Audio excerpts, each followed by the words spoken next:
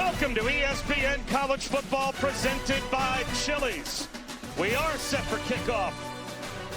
It's the SEC opener for number 9 Texas as the Horns are in Gainesville taking on Florida for the first time since World War II. And we've got a couple of quarterbacks very much in the spotlight today as DJ Lagway will get the ball first.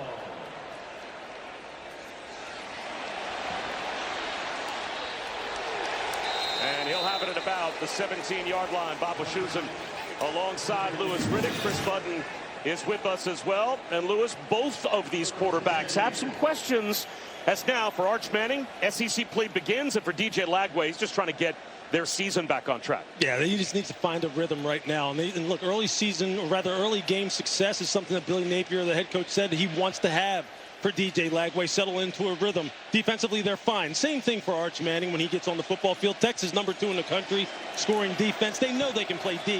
They just want to get these quarterbacks feeling good here early, get them some early completions. And Lagway to put it up on first down. Sidearms, one, the ball pops out. It was knocked free on the crossing route. Dallas Wilson, one of the true freshman wide receivers, making his Florida debut, and he is met. And he coughed the ball up, but it looks like they're going to say that the Gators have it out at their own 25-yard line. That's his freshman on freshman. Grayson Littleton, the star player, the nickel defender for Texas, who they love, who's been playing big-time football already this season, comes up with a big hit. The nervous moment as Jaden Ball with a cutback and a pile push for a first down. So DJ Lagway is already 1 for 1. 5 touchdowns against 6 interceptions. So many injuries, Louis, that he has tried to fight through. Yeah, he sure has. It hasn't allowed him to practice. And look, it's a rep business. Quarterback is a rep position in particular. He hasn't had any. So he's trying to kind of get right during games, but he had a great week of practice to see how it looks. Spins out, sidearms another. And this time, a cutback for Aiden Mizell. Pretty good composure there for DJ Lagway as the blitz was coming. And he was feeling some heat. Colin Simmons did not fall for the fake, and Lagway kept his composure. You see what Billy Napier is trying to do. Mix the run, move the pocket a little bit for DJ. The ball handling, play action type of looks to get this second level of the defense to come up to the line of scrimmage, open up some throwing window.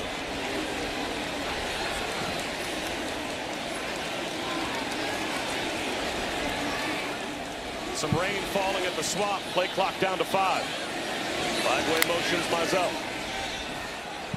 Ball shakes off the tackle of Colin Simmons at the line of scrimmage and picked up a yard, maybe a yard and a half. Lianga Lafau eventually finished him off. So now the Gators faced with an early third down. They want to try and keep DJ in third and manageable situations. 3rd and 5, 3rd and 6. They feel that they can deal with that. You know Texas is going to really try to change the looks. Show blitz, drop out and play coverage. Late rotations by the safety, all orchestrated by Michael Taft, the All-American free safety, number 16, lined up in the middle of the field. The Gators have struggled on third down, and Texas has been arguably the best defense in America in the early going. And just like that, the tables turn. Mizell, catch and run for the first down. Nice composure by DJ Lagway. Finds Mizell just coming across on this shallow crosser against this zone coverage look. Puts it right on him so he can catch and run. This is the kind of start that Billy Napier, who you see on your screen, wanted for his young quarterback. Wants to see the ball go into the hands of his receivers, let them do the work. They have receivers now that are electric after the catch.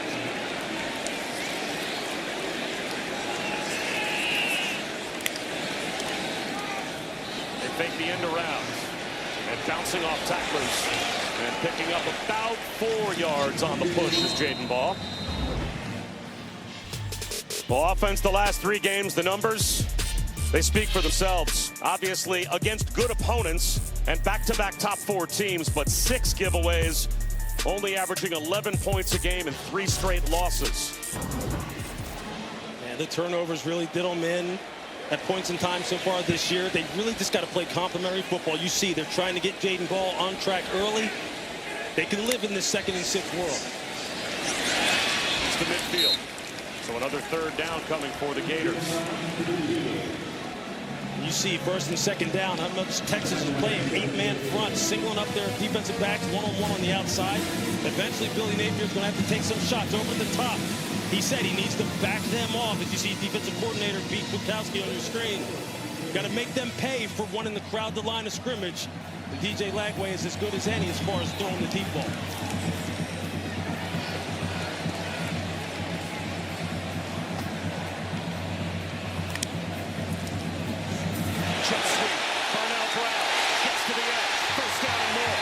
Takes a big hit out of bounds as well. Run out by Littleton. Vernell Brown III, one of these fantastic freshmen. Just look how quickly he's on the perimeter. They already have outflanked Texas. When you use that kind of speed and get those kind of blocks to just seal the edge, like I said, they have speed for days in this wide receiver group. Just got to get the ball to them. Aiden Hansen in motion. Quick hitter. Dallas Wilson, his second catch. This time he secures the ball and drags tacklers close to another first down. Aiden Gilbach, Jelani McDonald sandwich him at the 20-yard line. This is the first time in about 9 years, and only the fourth time in program history, that Florida has started two true freshman wide receivers. You can already see Vernell Brown, Dallas Wilson making an impact on this opening drive. Dallas Wilson, 6'3", 213 pounds. You just see how strong and physical he is. Ball right up the middle, into the red zone. Another Florida first down. The left side of the Florida offensive line, really where all their power resides. Between Harris, the left guard, Austin Barber, the left tackle. They can really run it on that side of the line of scrimmage. Not many trips to the red zone for the Gators. And look, Texas has played 3 scrimmages their last 3 games, but going back to the #1 team in America on Labor Day weekend, they started off at Ohio State. The Horns have only allowed now 5 total opponent red zone trips this year. This is only the 5th this season. And springing free and now getting inside the 10-yard line is Ball. Anthony Hill Jr. brought him down after a gain of 5.5. That's amazing. You're only allowing 1 red zone trip per game defensively, and Florida's made it look pretty easy on this opening drive. Look, they're leaning on this offensive line. Just running what they call duo. Double teams at the point of attack against the defensive tackles, and then just letting Jaden Ball use that fantastic instinct that he has to find running lanes. You saw this in the second half against Miami, which was a closer game than people realize. They moved the ball against a fantastic defensive front then, and they're doing the same thing here. Ball again, patiently allowing the blocks to form up and getting to the 5-yard line. They ran 2 tight ends, ran to the strong side. Michael Taft, who's really, as you said, Captain America, right? I mean, he's the leader of that Texas defense, made the stop. It'll be 3rd down and about a half-yard. Yeah, he's just about as good as they get. And down here is where he's going to really shine because of his communication skills and his football intelligence. Look, defensive coordinator Pete Kwiatkowski said sometimes Taft will change the defenses on the fly based off the way the formation is deployed. And they don't even know what he's doing, but they trust him implicitly. And they're going to need him here.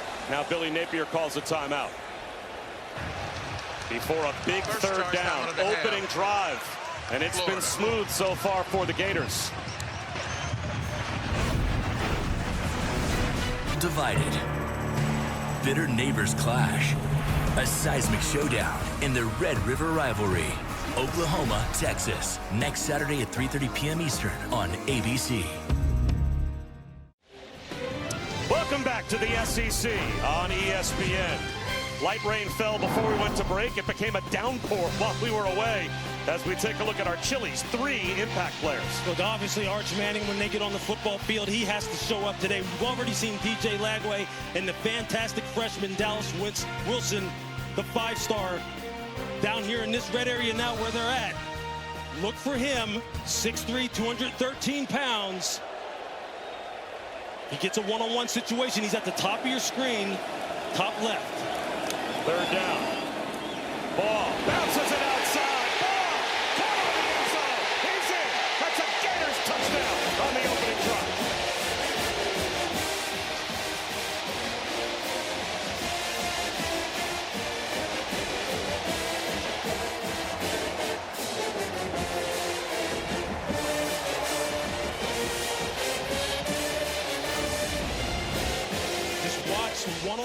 Jaden Ball against Michael Tapp in the hole. And you're going to see the 220-pound Jaden Ball win this one-on-one. Tapp just stops his feet in the hole. And Jaden Ball, that's why he's one of the most dangerous running backs in college football, because he has power and he has jump cut ability and make you miss ability. And that's why you see Billy Napier is going to feed him a lot today.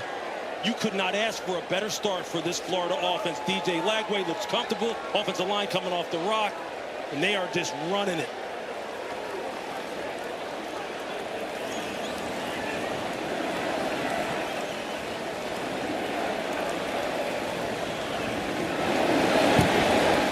It's 7-0 Gators. A 13-play, 84-yard statement drive, Lewis, to begin. Yeah, it's about the line of scrimmage. It's about running the football. Some things will never change when it comes to this beautiful game, and it's not going to change today.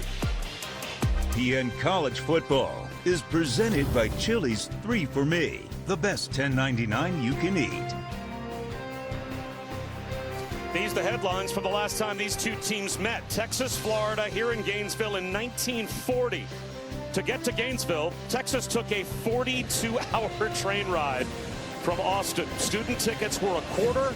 A crowd of 14,000 took the game in. And by the way, 14,000 was the biggest to watch a home game that year. And they were on hand to watch Texas win it 26-0. It was amazing to me, Lewis, to think that these two teams in 85 years never crossed paths in a bowl game or a made-for-TV game. I mean, these two brand names, 85 years without having played each other, and now they're conference opponents. That is an amazing stat. You know what's more amazing? 42 hours on a train. Like, think about that. I mean, I love trains, but man. Both of these teams trying to get healthy, Chris. Yeah, this bye week coming at a perfect time for Texas. Arch Manning able to get some more pieces around him on this offense. Running back in Travian Wiesner, who was injured in their opener against Ohio State, is back today. Steve Sarkisian telling us he is the heartbeat of this offense.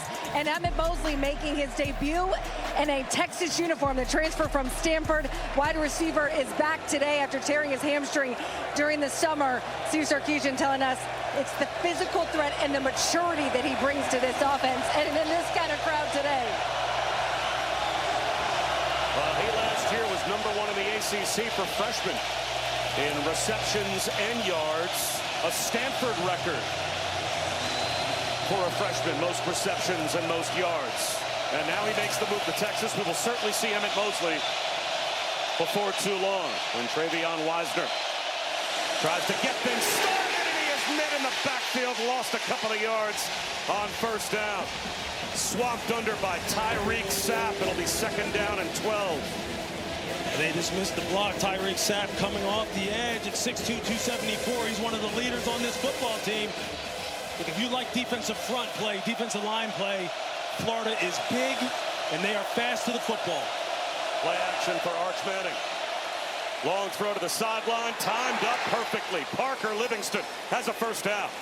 This is what... And that has to be an early confidence boost for Arch Manning. This is exactly what Steve Sarkisian wanted Arch to see. Just let it rip. Trust your reads. Don't play rushed. When he plays rushed, he said that's where his mechanics break down and his accuracy goes out the window. He worked hard on that in the bye week. Good start for him. Did you see a rushed quarterback? Did you see an unsure quarterback when you watched getting ready for today? Absolutely. Look, when the first read was not there and he was trying to work his way through his progressions, you saw his feet just get all over the place, lower body not tied to his upper body. And his accuracy suffered. He said, look, just trust the fact that you know what to do. He said he's one of the most cerebral guys he's ever coached. He knows this offense. He makes these throws all the time in practice. And Arch said himself, I just need to let it rip.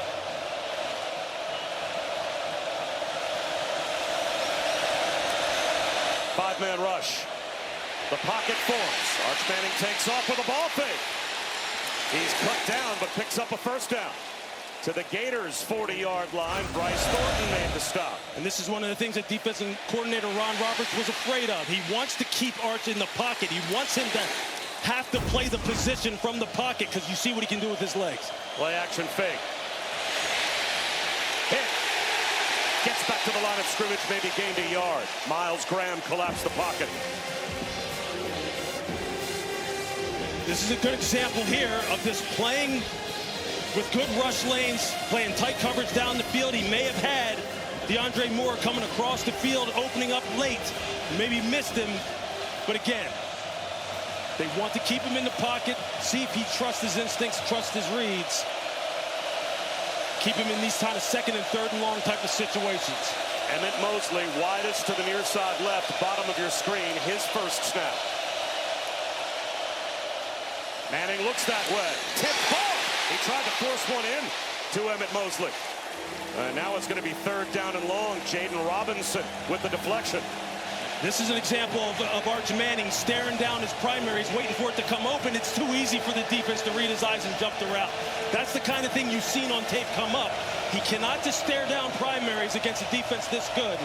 Now you got him in third and long type situation. This is where they can get a little tricky as far as their zone blitzing scheme, sending extra pressure. Here comes the blitz. Arch Manning on the move. Directing traffic, throws it away. Not in field goal range, you wouldn't think. As Brian Taylor forced the throwaway with pressure. Just a nice job of playing a four-man rush with the spy, a spy designed to keep their eye on Arch Manning. And that time was linebacker Jaden Robinson. Good coverage down the field, across the board. He had nowhere to go with the football. It's good, fundamentally sound defense by the Florida Gators. The rain has stopped. That'll help Vernell Brown III, the true freshman punt returner, as Jack Bomeister tries to pin the Gators deep. And he may. Did it break the plane? That's what the officials have to decide. It looks like Texas may have saved it. Did the football get to the goal line? It's a touchback. They couldn't keep it out of the end zone. They're almost playing like a game of hot potato down here, just making sure that this ball doesn't break the plane, doesn't break it there. Oh.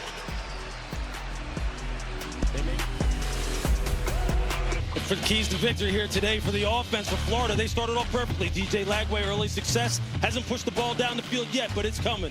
For Texas defense, they want to coverage the skies and hit the quarterback. That's a long football game. They still have opportunities for their offense. First and second down success. That's going to be the key. Sark said that without a doubt that's where he was focused. And then defensively for Florida, keep Arch Manning in the pocket and eliminate the run threat. They thought maybe some design runs were going to be coming their way in this game. So we'll see how they are able to keep him contained. Now again, the difference between the NFL and college football, in the NFL, it's the player trying to keep the ball out of the end zone. In college football, it's the ball. If the ball breaks the plane, they make the same judgment as to whether or not you would if it's a touchdown. And if they see the football break the goal line, regardless of where the players are, it becomes a touchback. So I guess get your best eyes on the ball. And Lewis, see if you think it crosses the goal line. Yeah, I think this is a pretty easy one. I think you're going to see it as it comes into the picture right here. The ball is clearly broken the plane of the goal line. This is coming back out.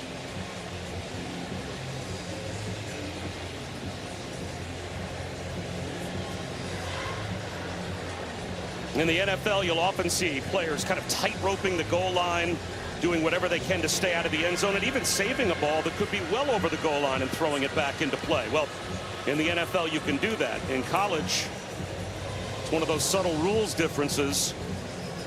The player can be fully in the end zone as long as he saves it back to the field of play before it breaks the goal line. It would be downed inside the one. We've got our rules expert, Jerry McGinn. He can weigh in. Jerry? Yes, the back judge is in perfect position. He throws his beanbag in the end zone, indicating that the ball did break the plane. So replay is going to need indisputable video evidence that it didn't. But every look that we have, the ball is clearly in the end zone. This ball should go to the 20-yard line. And it looks like they have come to a decision. After video review, the ruling on the field is upheld. It's a touchback. First down, Florida. So the Gators will indeed have it out at the 20-yard line.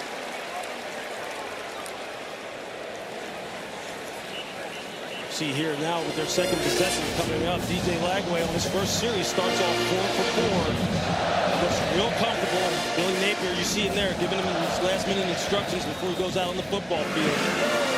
He's trying to keep his young quarterback calm as he comes back from all the different ailments that he's dealt with this entire offseason, lack of practice time, going up against one of the most ferocious defenses in college football. Pretty good start. Well, last year when these two teams met for the first time as SEC foes, first time since World War II, the Gators didn't have DJ Lagway. He missed that game with a hamstring injury, and they were non-competitive in Austin. But he helped put together an outstanding opening drive, and now off play action, he's got another wide open receiver, J. Michael Sturdivant. Let's go down to Chris. This has been the first week that DJ Lagway has been able to practice good on good. They talked about him getting some reps back. That this Wednesday was the best practice that he's had so far, and it's something this team feeds off of. When they see him healthy, when they see him playing well, everyone else around him gets this little bit of extra juice.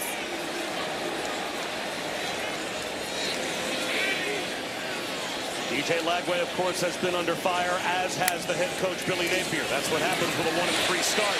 Jayden Ball down the sideline, taking on contact and picking up another Gators first down. He's got 16 more before he's met by Jelani McDonald. The wide zone, that's what they want to hit. As you see Jayden Ball just get out on the perimeter quickly and get that ball north and south. That's where they want to live, getting that ball outside. Jayden Ball, he can run between the tackles as well as anyone. There you see it, 6.1 per carry already in this football game. Your Texas defense right now, this is not what you expected. You don't expect anybody to run the football on you as many 8-man fronts as they play. Ball again. Great balance with the stiff ball. Steps out of bounds with 12 more. The left side of the offensive line just absolutely doing work right now for Florida. You're just going to see it. You're going to see a pull by the right guard, Damian George. And you see the left side of the offensive line just cave down the Texas front. Jayden Ball having some just obvious creases to exploit, and he is going to do it again. You saw glimpses of this in the second half against the Miami Hurricanes, and they're going right back to it. They know that they can run the football when they are committed to it. And right now, it's only going to help their quarterback settle into his own rhythm. Now a true freshman, Duke Clark, in a tailback. He gets a chance. He sticks his foot in the ground, and he's got 8. There are true freshmen all over the field for the Gators. Wide receivers Vernell Brown and Dallas Wilson. We've already seen them. And Duke Clark, in the absence of Jacoby Jackson, becomes the primary backup to Jayden Ball. You just see that quick cut, stuck that right foot in the ground and got upfield. If you're Steve Sarkisian and the defensive staff for Texas, you're sitting there going, what is happening right now? We've got to get off blocks. We've got to play stronger at the point of attack.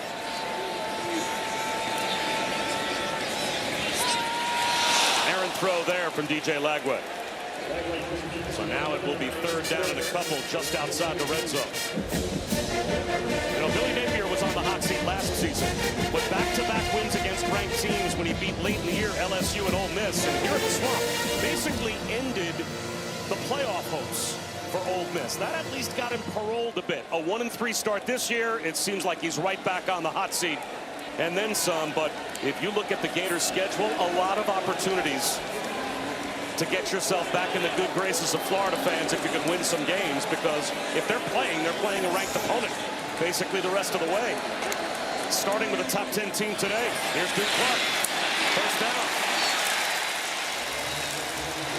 Again, you're seeing a theme develop. And the Gators really want to run it. They're going to run behind the left side of this offensive line. They're going to run behind the Outland watch list candidate, Austin Barber, the left tackle. And they are just moving the line of scrimmage, not allow Texas to get off blocks cleanly. And they have settled into a nice physical rhythm as far as their play calling is concerned. And Jayden Ball back in. They fake the pitch to him. A roll out for Lagway. And this time he'll throw it away. Now last week, the Gators, Lewis, were 0 for 13 on 3rd down against the Canes. A couple of weeks ago, I should say. Obviously, they had the bye week to help them work on 3rd down offense. It worked. They're 4 for 4 against this Texas defense that has been tremendous this year. And it really, there's no secret to it. Young quarterbacks really benefit from a strong, dominant run game. I think as you saw Lagway just kind of rolling out right there, just want to kind of like maybe check on him a little bit. the way that play ended. Jump cut for ball. And now they're going to need another third down conversion. Let's go back and look at the first down rollout by Lagway. Did he hurt himself a bit? He came up with a little hitch in his giddy up at the end of that play. And for all he has been, it seems, off and on last season, all during spring and summer, and into this season has been one injury after another trying to fight them all off. Yeah, he's dealt with various different ailments, some in his lower body. You saw there, maybe favoring that right leg. He's hoping he's all right and he's able to work through whatever's bothering him right now. Red zone, 3rd down and 8. Lagway. Jump ball incomplete, up over the head of Dallas Wilson. So this time the Gators stall, and they will send the field goal group out to try and take an early 2-score lead. You see DJ jogging off the field. He is definitely favoring that right leg a little bit. And you know how this just compromises everything you're trying to do as a quarterback when your base is just not right.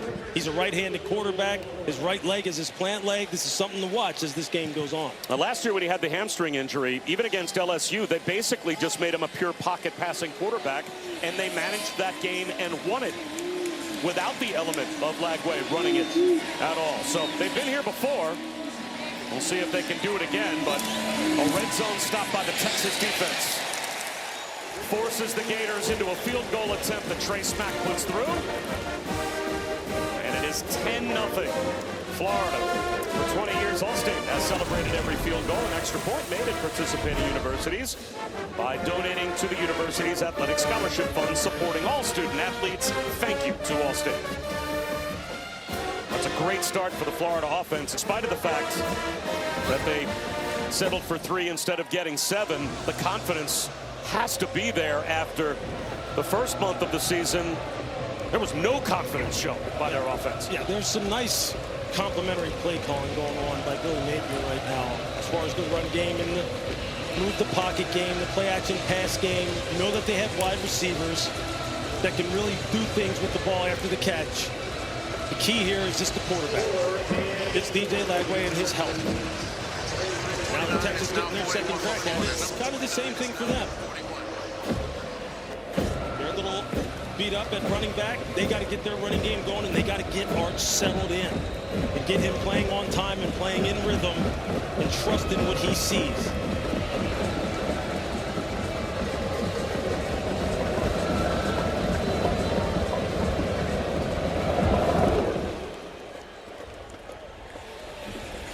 It will be a touchback on the deep kick from Trey Smack. Let's go back to Matt Barry.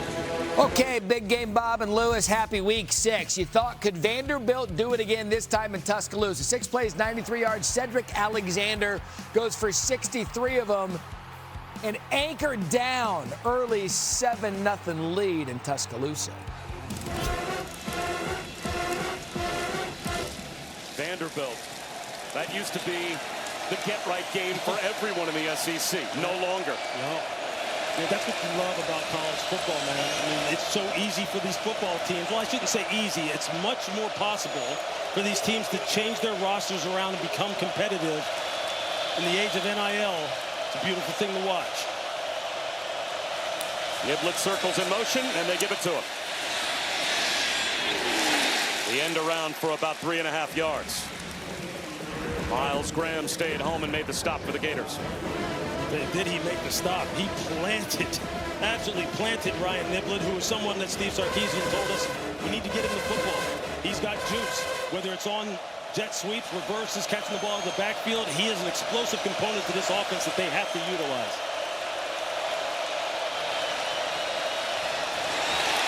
Quick hitter into a very tight window to Ryan Wingo, the leading returning receiver from last year for the Horns. Makes it 3rd down and short. Such a dangerous throw. Corner Cormani McClain thought he had a pick 6 opportunity coming up. Arch fitted in there. Whew, that was close. And that takes us down to the end of the first quarter. The Gators with a 2-score lead. Texas has the football when we come back. That is the end of the first quarter. Sark, on 3rd and short, what do you want to see here to be able to continue the drive? Well, I'd like to convert this, get a little rhythm going. We had nice rhythm on the first drive. You know, we just missed a couple plays or got in 3rd and long. We got to stay out of 3rd and longs, convert these types of 3rd downs, get some points on the board. Thank you, Coach. Thanks, Rick. Speaking of points on the board, as you can see, Steve Sarkisian's defense had not allowed a first quarter point this season before giving up 10 to the Gators today. And now opening up the second quarter with a 3rd down to try to keep their second possession alive. Straight quarterback run for Arch Manning. He's got the first down. He is an athlete, but is the discipline with his eyes there, Lewis, in the passing game? Well, I think for him right now, he just needs to not lock in too hard on his primary receivers and draw defenders to where he's trying to throw the football. Be able to scan the field efficiently, not panic, not rush and compromise his mechanics, but get through his progression so he can find the open guy. And he locked in there.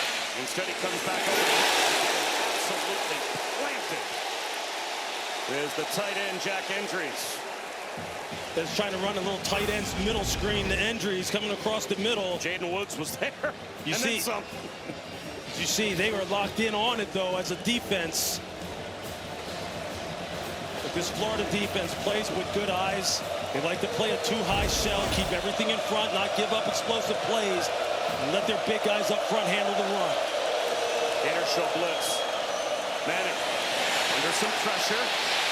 The ball comes out sideways. He was hit hard as he let that one go. Should be an incomplete pass, I would think. And 3rd down and long. Cameron James hammered Arch Manning, and he's shaking out his throwing arm. I mean, you're going to see it here. Big number 93, Mekhi Bourrier, just getting a good clean rush at that 3 technique spot and getting good pressure in the interior. And then you see Cameron James is coming, clean it up because they had everybody locked down in the secondary. This is where Sark doesn't want to live. He doesn't want his young quarterback here in 3rd and long situations. Gators bring a simulated pressure. Wobbly throw to the sideline. That came out as if Arch Manning's arm was hit as well. Parker Livingston was the intended receiver, but that was a wounded duck, and it will be a Horns punt. Making it look like they're going to send 5, but they only send 4. They send the nickel to the wide side of the field on the blitz with the spy. They get a hit on Arch Manning in the pocket and alters the throw. But this defense, they have gone up against some very good offenses this year, and they are top 25 in scoring D for a reason.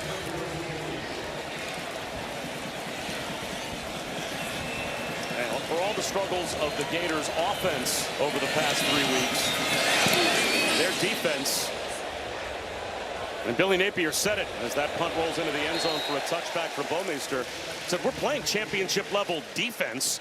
We just need consistency from the offense. They've got 10 points on the board and the ball back already.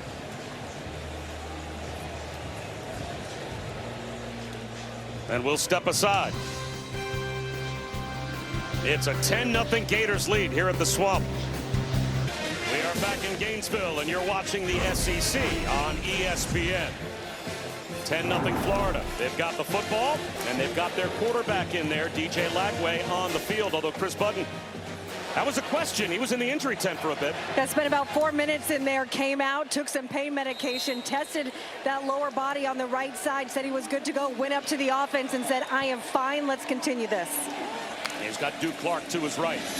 Sidearms a screen instead, tipped and caught.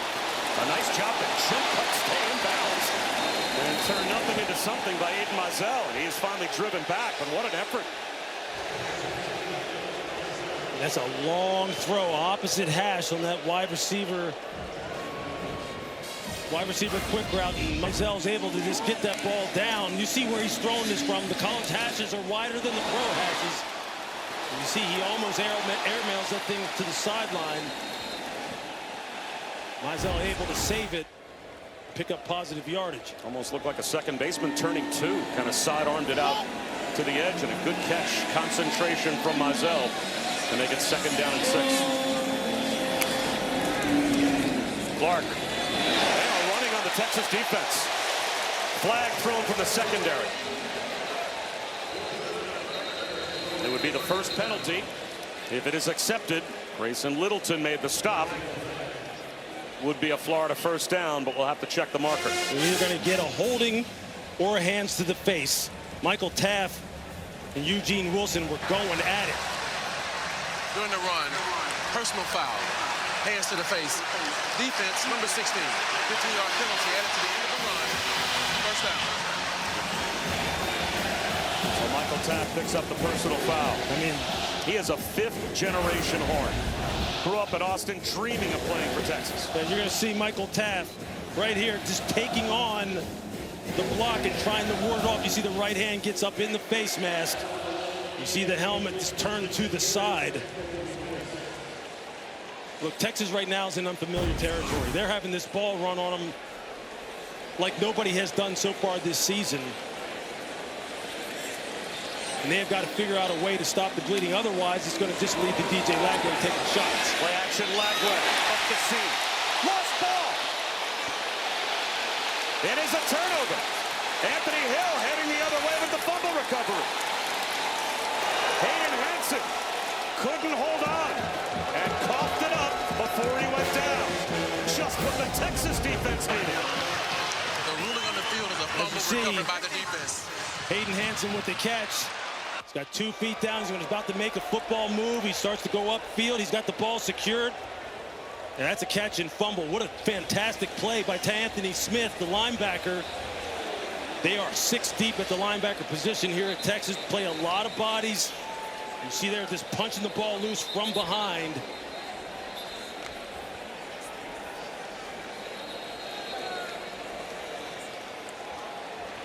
That's great awareness on the part of Texas.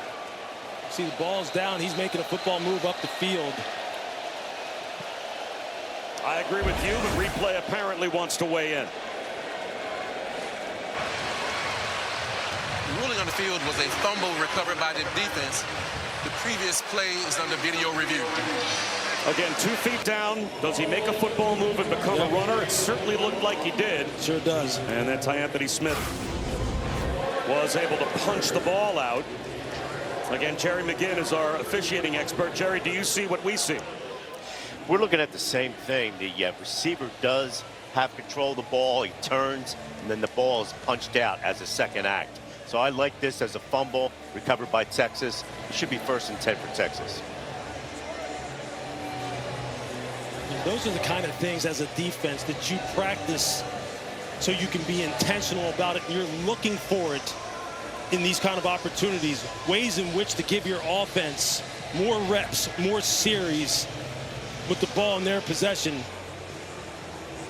Defenders in today's modern game have perfected this, being able to punch the ball in all different environments. The ruling of a catch on a fumble is upheld. It will be 1st down Texas. So that's a takeaway for Texas. They have at least 1 takeaway in 28 of their last 29 games. They were number 2 in America last year with 31 total takeaways on defense. And remember, this is a defense that lost, among others, 5 players to the NFL in the top 4 rounds, including 3 players in the top 2 rounds. So they have done an amazing job of not just restocking, but reloading their defense. And now Arch Manning has it in plus territory. Wiseman. 2 yards. Tyreek Sapp, another stop for Florida. It's just going to be tough sledding inside running this football. Sark said we got to create angles for our offensive line. You know, maybe more gap scheme with down blocks and pullers out on the perimeter to get some angles for his offensive line against this big Florida defensive front.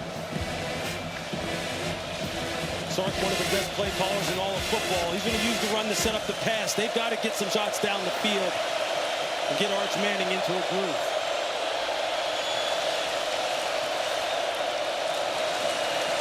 They fake the end around. He steps up in the pocket, floats into a wide open receiver and making the catch.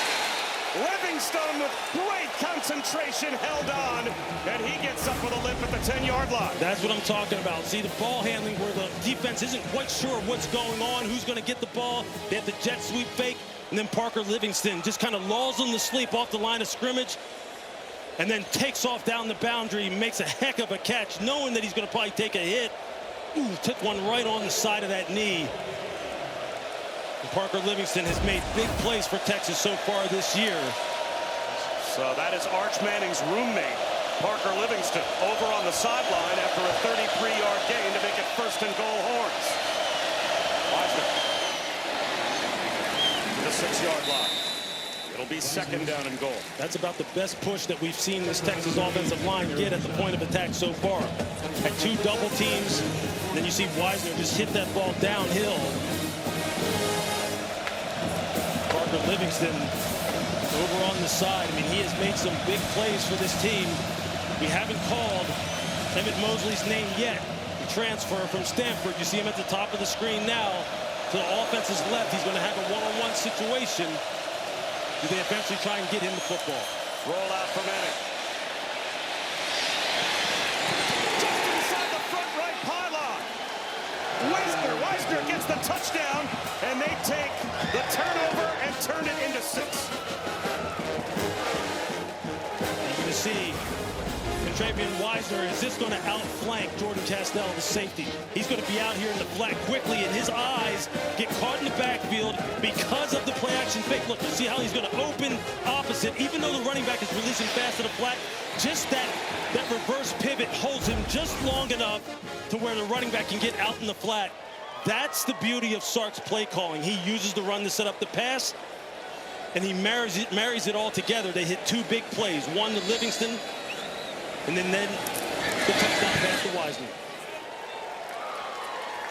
So Arch Manning, with his 10th touchdown pass of the season, gets Texas on the board after the defense gets the takeaway. The punch out by Anthony Smith. The recovery by Anthony Hill. The touchdown pass, Arch Manning to Travian Wisener. Operation.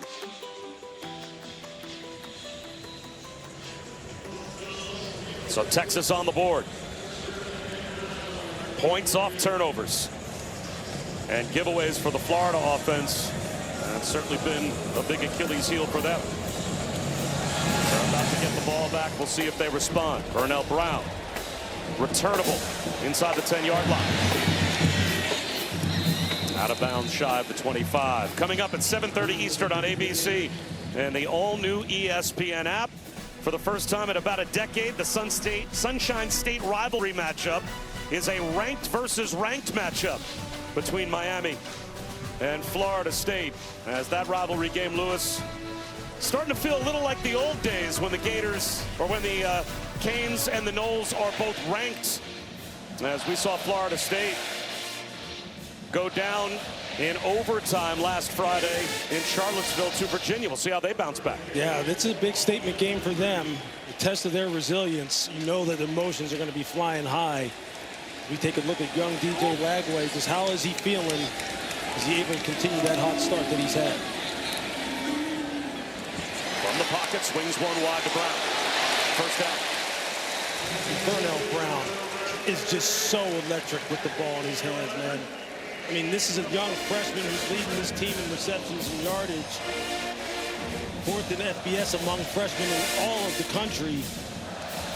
Just can make everything happen with the ball in his hands.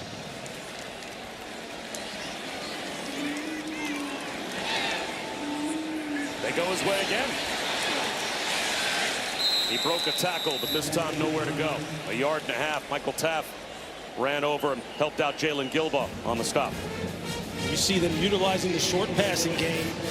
This is a screen-heavy football team because of the fact that they have so many playmakers and the fact that DJ Lagway has struggled with his accuracy and his mechanics early in the season. They want to get this ball down the field. Eventually, they're going to put it up top. Clark. And now it's going to be 3rd down. These play calls, handing the ball off, quick screens, does that give you any indication that Lagway might not be right and they're worried about exposing him to a hit? Yeah, it's hard to tell right now. I think they're doing what they know they can do well. They know their playmakers can make plays. They know they can run the football. They have a physical offensive line. Problem is, if you're not being efficient with those kind of plays, you can sit here in 3rd and long because you're not getting chunks. Now, this is where it gets difficult. This is where Texas start changing up the looks. They have some fantastic pass rushers on the perimeter. They've got to protect the ball. Gators are 4 for 5 on 3rd down. Horns show blitz. Here they come. Lagway off his back foot. Barnes a pressure. Dwayne Michael Sturdivant nearly took it. Gilbo saved a touchdown. There was no one it seemed between Sturdivant and the end zone other than the ankle tackle from Gilbo. I mean, just look at the poise of DJ Lagway. He has his eyes on Sturdivant from the beginning and just lays it out to him so then he can catch and run. Excellent execution. Little Patrick Mahomes sidearm flip from Lagway. Play action here. Protected in the pocket. He's going to force one. And that was into double, if not triple coverage to Trey Wilson.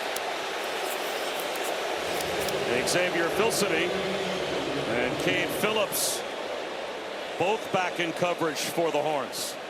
You see the Texas DBs. He threw that in the triple coverage, as you mentioned. You see the Texas DBs are just trying to play the ball.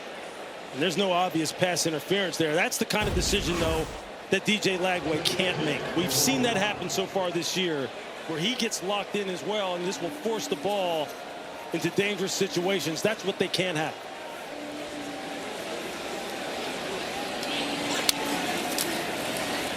They'll run it with Duke Clark. He's got a first down. Gang tackled, but picked up 11. The Florida offensive line is pushing around the Texas defensive front, and they just can't get off blocks. These guys are getting 4 or 5 yards before first contact, which is something Texas is just not used to. There you see it, 60.8 per game for the season. And they've already allowed 113. This is new territory. It's an SEC road game instead of playing San Jose State, UTEP, and Sam Houston. There you have it. Duke Clark for 3.5. Of course, this is also a defense that went on the road to the #1 team in America, went to the shoe, and only allowed 14 total points in a loss to Ohio State. So when you've got that litmus test on your resume, you're not expecting this defense to get run on the way they have in the first half by the Gators today. Absolutely. They continue to exploit the left side of the offensive line, or utilize the left side of the offensive line. Jake Slaughter, Harris, Austin Barber. These guys are just getting consistent movement at the point of attack. Texas rolling in a lot of defensive players. Lagway, play action. Back shoulder. Climbing the ladder. Dallas Wilson. Does he get a foot down? He does. Out of bounds at the Texas 13-yard line. Terrific catch by the freshman. I mean, that's beautiful. That's using that tremendous 5-star athletic ability at 6'3". DJ puts it on him perfectly. The corner, Cade Phillips, number 11, freshman, unable to time up his jump. DJ Lagway says, what leg? What injuries?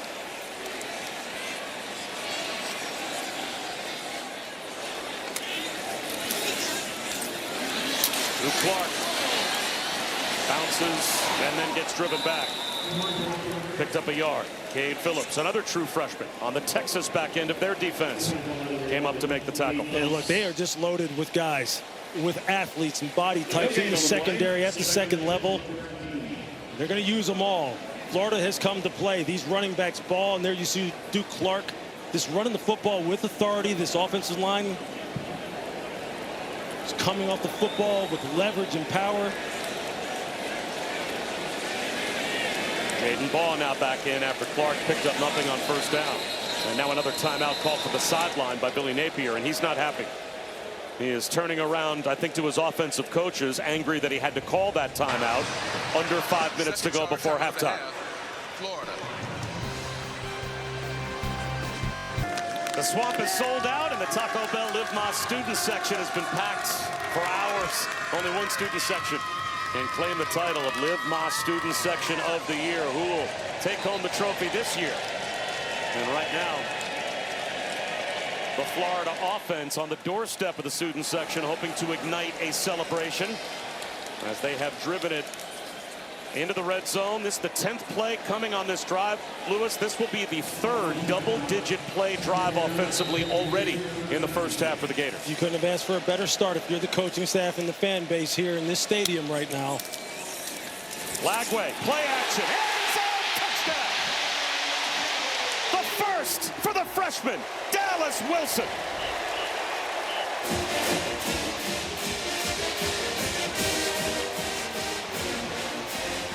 You just see the young freshman, Dallas Wilson. What a release off the line of scrimmage. Stem the defensive back outside. Then break it hard to the post. Safety Michael Taft can't get there, and you got 6. I mean, that is a textbook drive. Marrying the run with the pass. Efficient, methodical. That's high-level football.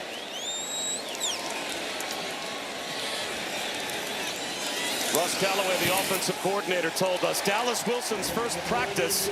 I'm watching our tight ends, and all of a sudden this guy goes flashing right across the field. I said, whoa, who is that? Well, we just found out. Watch Dallas Wilson stem the DB outside to just widen him and make sure that maybe he thinks he's going to take it to the flat, to the pylon, and then breaks it back inside. Michael Taft shading too far to the field as you see the safety in the middle of the field. He can't get over there in time. See the corner, Kobe Black. He's maybe expecting Michael Taft to be a little bit more shading to his side because he's playing outside leverage. You can see his body language after the play. That's an adjustment they're going to have to make on the sideline. As Lagway gets thrown to the ground. That right leg clearly bothering him. Doesn't want to put any weight on it as he gets up, but he's gutting through it. Man, what a start for this Florida offense. For DJ Lagway now. 12 of 16, 140 yards. Touchdown. Fighting through injury. And then, Bob, I mean, as we know, Dallas Wilson is for real. They have got playmakers. Let's head down to Chris. Dallas Wilson, a kid that this staff and his teammates, they don't lack for confidence. And you saw that at the end of the touchdown, the dancing, the celebration. But in his very first workout, he got so tired that he was throwing up in the gym. All of the older guys went up to him and be like, oh, I thought you were a 5-star. Come on now. You can't keep up with us. And he's like, just you wait. A little bit of, he's not afraid to little trash talk between teammates. Well, then he went out and had 10 catches for 195 yards in the spring game. And we were talking to Jordan Castell about that. He was one of those veterans that, as Dallas Wilson was refunding, so to speak, said, oh, I thought you were a 5-star. Then after the spring game, Jordan Castell said, yeah, I think he might be a 5-star. Yeah. Christian Clark now in the game, a tailback and a fluttering pass from Arch Manning. He had Jack Endries, the tight end, wide open. And again, it looked like he was bothered in the pocket by the pass rush. I think you're going to see Jaden Woods get a hit on him. Number 15, freshman defensive end. You see it right there. Might have got a little hands to the side of Arch Manning's helmet. But they know Texas is going to have to put the ball up in the air a little bit, try and produce some chunk plays of their own. And this defensive line is going to start to tee off. Jaden Woods, Cameron James, all of the edge rushers. DeAndre Moore in motion. Niblett on the pitch. Lasso down after a gain of 1. Boy, Devin Moore came flying up. He helped out Miles Graham on the tackle. Now it's going to be 3rd down and 9. I mean, just watch Miles Graham. Just look at this. He doesn't go for anything. Watch his feet mirror what is happening in the backfield. Look at it. That's patience.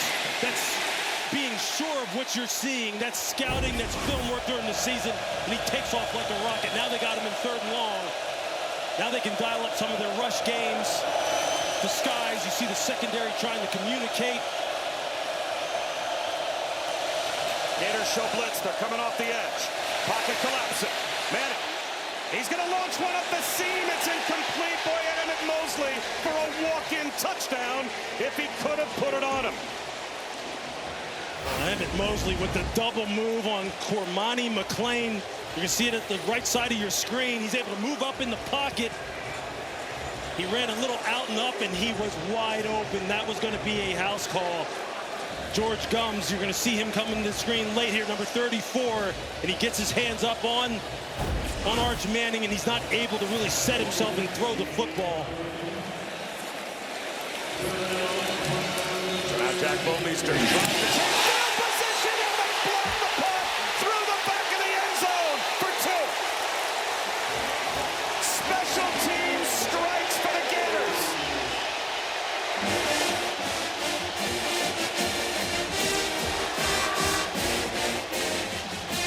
Taylor Spirito, I think, was the player that came through and blocked the punt. He came through totally untouched. Obviously a protection breakdown. The kind of thing that you just cannot allow to happen. You're going to see him come right here, scot-free. And this is what you just can't have happen. Florida has made a concerted effort to upgrade their special teams. We saw it a year ago when we covered them down in Tennessee. Big punt returns. This unit in particular has given them a lot of big plays. And that's the kind of thing that can ignite a football team and really give it just extra firepower. Spirito scores 2. And Texas is lucky it wasn't 6 more that went through the back of the end zone. It's now 41. 19-7 Gators, and they're about to get the football back. Joe Houston, the special teams coach for the Florida Gators, has a professional background, worked in New England for years.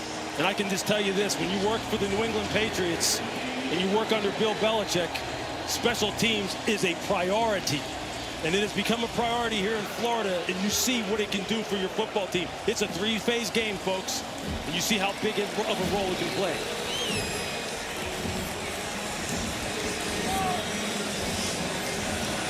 There he is, special teams coach Joe Houston right there. Talked to him at practice yesterday. He is full of energy. He knows how big of a role his unit can play in an SEC showdown like this. Burnell Brown from just inside the 20. And it'll be great field position for the Gators now with a 19-7 lead. We've got a quick and Louis Riddick, Chris Button. It's a 2-score lead for Florida, and they've got the football back as Texas has already allowed more points in the first half today than they had this season. And special teams scores a safety and then gets the ball back for the offense of DJ Lagway. And Jaden Ball going back to work, but they will go down quickly. Colin Simmons, what a freshman year he had last year. And he was all SEC as a freshman, and the Sean Alexander Freshman of the Year. 14 tackles for loss last year. And already he's got 3 tackles for loss this year. And he just whipped Austin Barber at the point of attack. But they're big-time playmakers. Colin Simmons, Anthony Hill, Michael Taft, Jelani McDonald. They got to make some plays. They got to get their offense to football. Ball tries again. Met by the same guy and planted. Flag throw. Colin Simmons back-to-back terrific plays holding the edge. Yep. And this will go against Florida.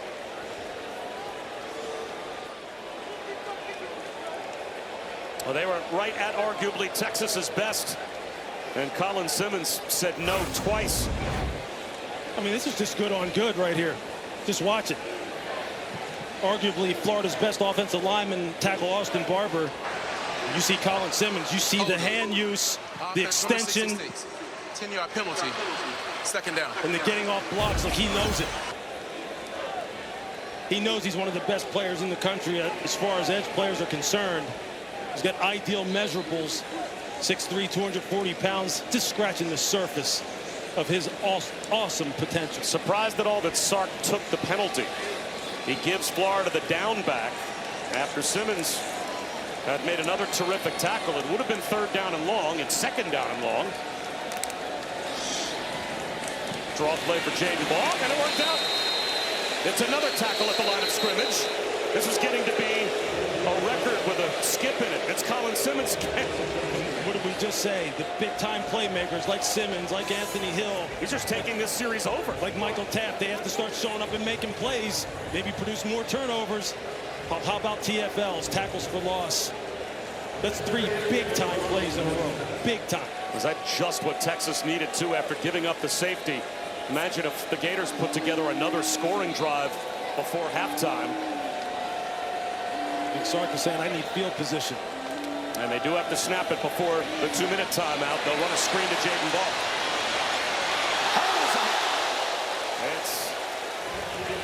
flashy play for Jaden Ball, but nowhere near picking up the first down. That will take us down to the 2-minute timeout.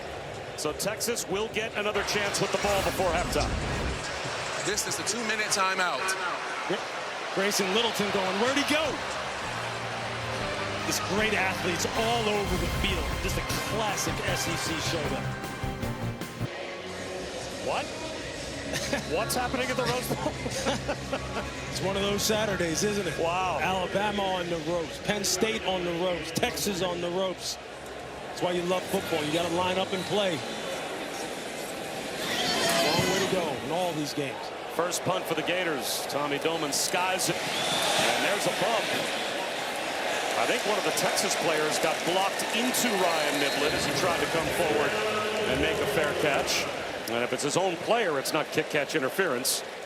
So this will back the Horns up inside their own 15-yard line. Arch Manning will go back to work now, Lewis, on a drive that feels very important before halftime for the Longhorns. Yeah, it does. There he is, 6 for 12, only 63 yards. Maybe missed a big shot to Emmett Mosley, although he was getting hit on the release. He's had some good moments. He's also had some moments that look the same as they've looked all season long, locking in the primary targets, delivering the ball off target. See if he can put together a drive here before the half. The long field to deal with, but has all 3 timeouts. A little slow at the mesh point with Wisner, and he only picked up a yard. Ryan Taylor was there to bring him down for Florida, so Texas will run their 2-minute offense, it appears. A little deliberate, a minute and a half to go.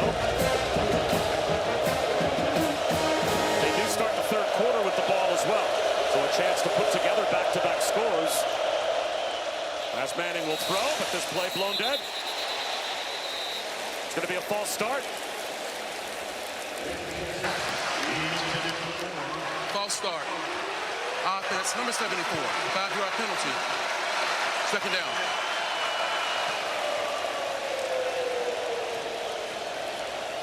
It's the left tackle, Trevor Gooseby. This crowd is amped up right now.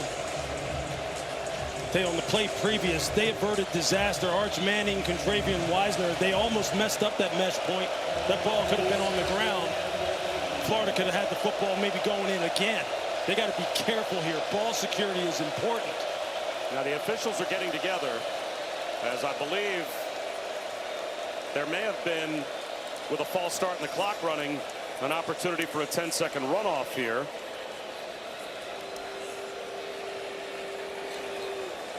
You can avoid the 10-second runoff if you're Texas by using a timeout.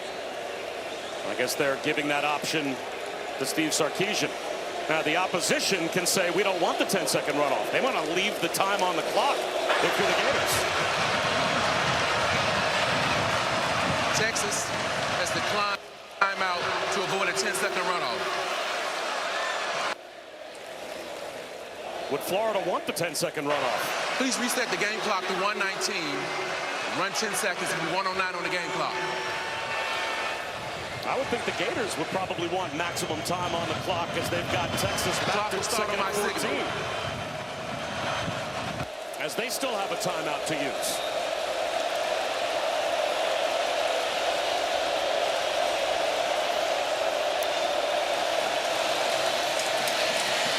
Wisner bobbing and weaving. And he's going to be brought down. Jaden Woods on the stop for the Gators. And I would think now, would you not call timeout if you're Florida?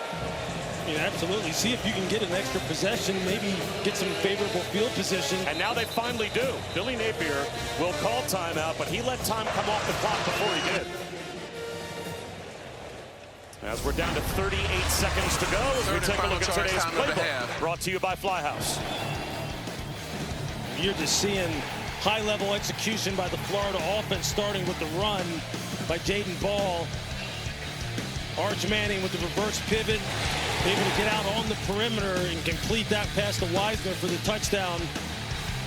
And then DJ Lagway going to the do-it-all freshman Dallas Wilson. And special teams, the unheralded third phase of football coming through for Florida once again. They have got this place absolutely just fired up. Just look how lopsided the stats are.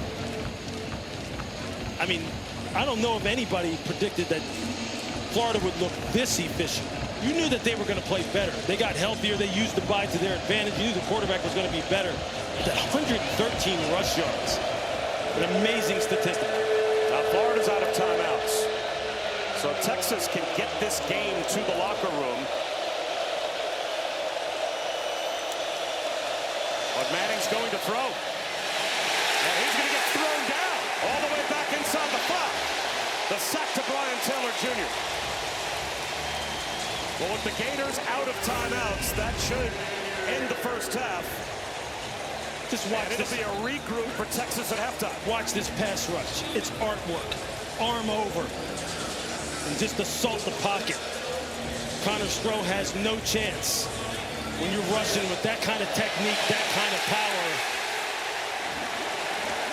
And Brian Taylor Jr., 6'4", 294. Look, we said this defensive line for Florida was big. They were physical. They can handle the run. And they are dialing up the pass rush against an offensive line that Texas has a lot of questions. So Texas will start the third quarter with the ball. But Billy Napier, 10 games above 500 when leading at halftime. Steve Sarkisian, 7 games under 500. And it's Florida with a 2-score lead at the break. Time now for the halftime report. Joey Galloway and E.J. Manuel standing by with Matt Barry. Big game, Bob. Thank you. Lexus halftime report. What a crazy 3:30 window we have going on right now around the country. We want to get you updated on Alabama and Vanderbilt. First time these teams have come into a game playing each other ranked since 1937. Early on, Ty Simpson picked off on 4th down. Ty Simpson coming off a game against Georgia where he played really well. This one, inside the red zone, throws an interception. How about the Commodores' first possession? Cedric Alexander finds the crease, EJ, and he's gone. And we call this a hat for a hat in the run blocking scheme. Cedric Alexander, he scampers through the hole and has enough speed to take it home. Now, Joe, I got to tell you, Vanderbilt got the ball back. They started moving it again. Diego Pavia then coughs it up and leaves points on the board. And Pavia running the ball has hurt this Alabama defense. Had 4 carries for 47 yards. This one, you got to hold on. It's so close to being down, but he coughs it up inside the 10. Yeah, moving the ball down the field. You're leaving points on the board. You can't do that against Alabama. Here, Ty Simpson takes advantage. Second quarter, finds Ryan Williams. A big-time move right there in the pocket, and Ryan Williams uncovering in the scramble drill. Excellent throw. This one tied at 7. People thought it'd be a high-scoring game right now, just 14 combined points. Oklahoma life after Mateer starts with Michael Hawkins Jr. Lucky for them, they're playing Kent State. Yeah, Michael Hawkins Jr., what a great team to play against is Kent State. He's 6 of 8 for 91 yards, couple touchdowns.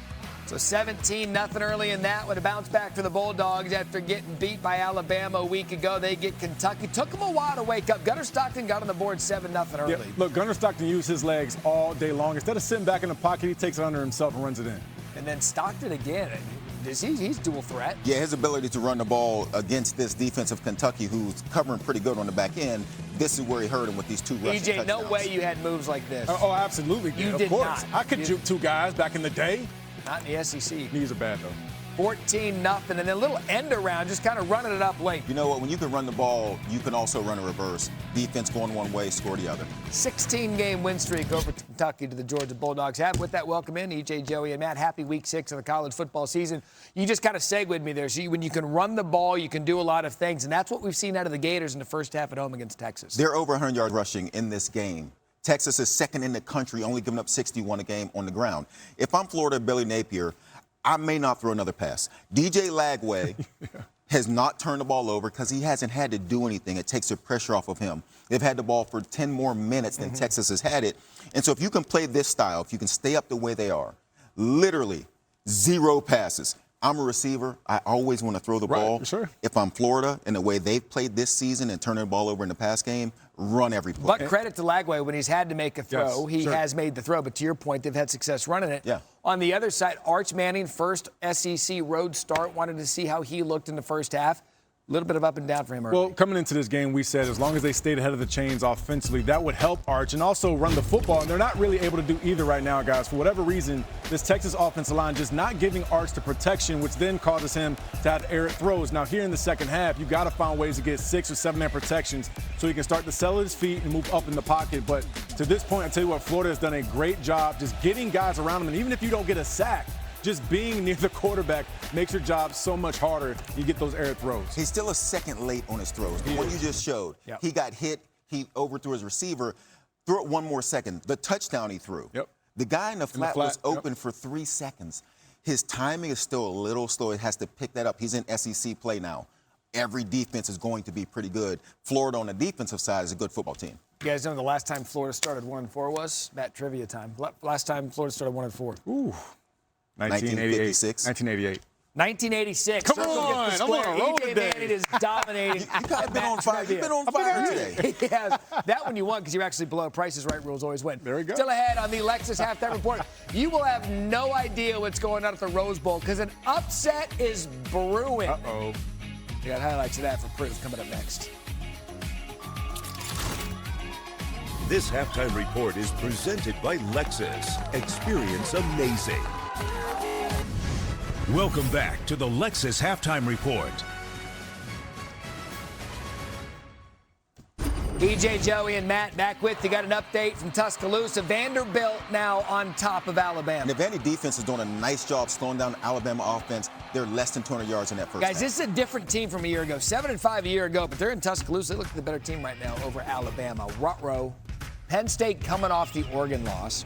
You'd think you'd roll into UCLA and just get a win. And Katron Allen, 10-7 now, Penn State. Yeah, well, look, Katron Allen rolls in for a touchdown. But look, red zone opportunity, Nico Imaliava. What's going on? It's like when you watch this game, you keep expecting Penn State to play better. They're being dominated by UCLA in the way they're playing. UCLA just looks like they're playing a lot of confidence. Oh, Jerry Neuheisel, 33-year-old, calling ball plays today for the Bruins. It's 27-7. Penn State better be careful. It is not looking good for them at the Rose Bowl. Michigan kind of same as it ever was. I used to love throwing a slant, and then a receiver like this just does the rest, knocks off 2 or 3 other guys, runs it in for a touchdown. All of Michigan's games look the same. 24-10 the final. Consecutive games against Wisconsin for the first time since winning 6 straight since 97 at 02. Notre Dame kind of playing with their food a little bit against Boise State. Maddox Matson on a naked boot.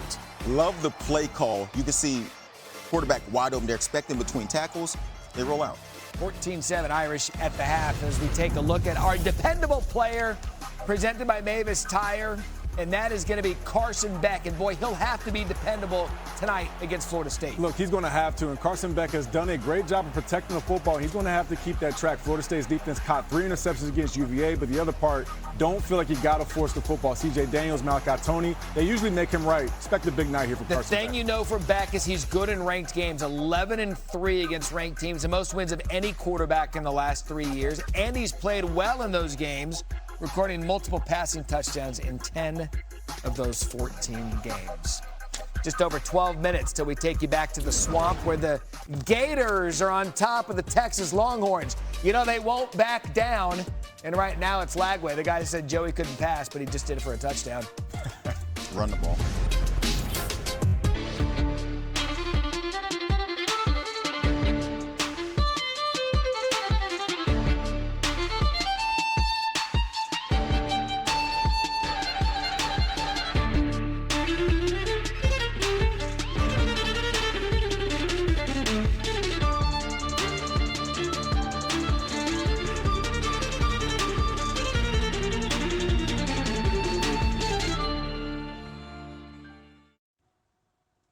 We have an update on Notre Dame taking on Boise State. Jeremiah Love. And look, Jeremiah Love told Heisman voters, don't forget about me. 9th total touchdown of the season there. Jeremiah Love. They got a 2-point conversion. 14-7. One of the games of today, Big 12. Big 12 is entertaining this afternoon. Brandon Sorsby, guys, don't sleep on the Bearcats. Cincinnati scored 31 points in the first half, 7 in the second half, and it was enough. That was the only touchdown they needed. First win against the top 15 team since 2021. Big 12, like I said, entertaining. Connor Hawkins, college kicker situation from 53. Cash money. Hey, look, kickers matter, man. Baylor takes a 1-point lead. Luis Rodriguez a chance to win. It's not his fault. Man. It's a long kick. What happened? Baylor comes back, sick of wins. Big 12's entertaining. I'm going to say it over and over again. Connor Wigman, Texas A&M transfer, now starting. Willie Fritz just needs a matter of time to rebuild the program. Look, Wegman has been playing excellent. Throwing the football, running the football. Expect some fireworks coming from QB1, number 1. And by the way, if you wanted to, you could watch.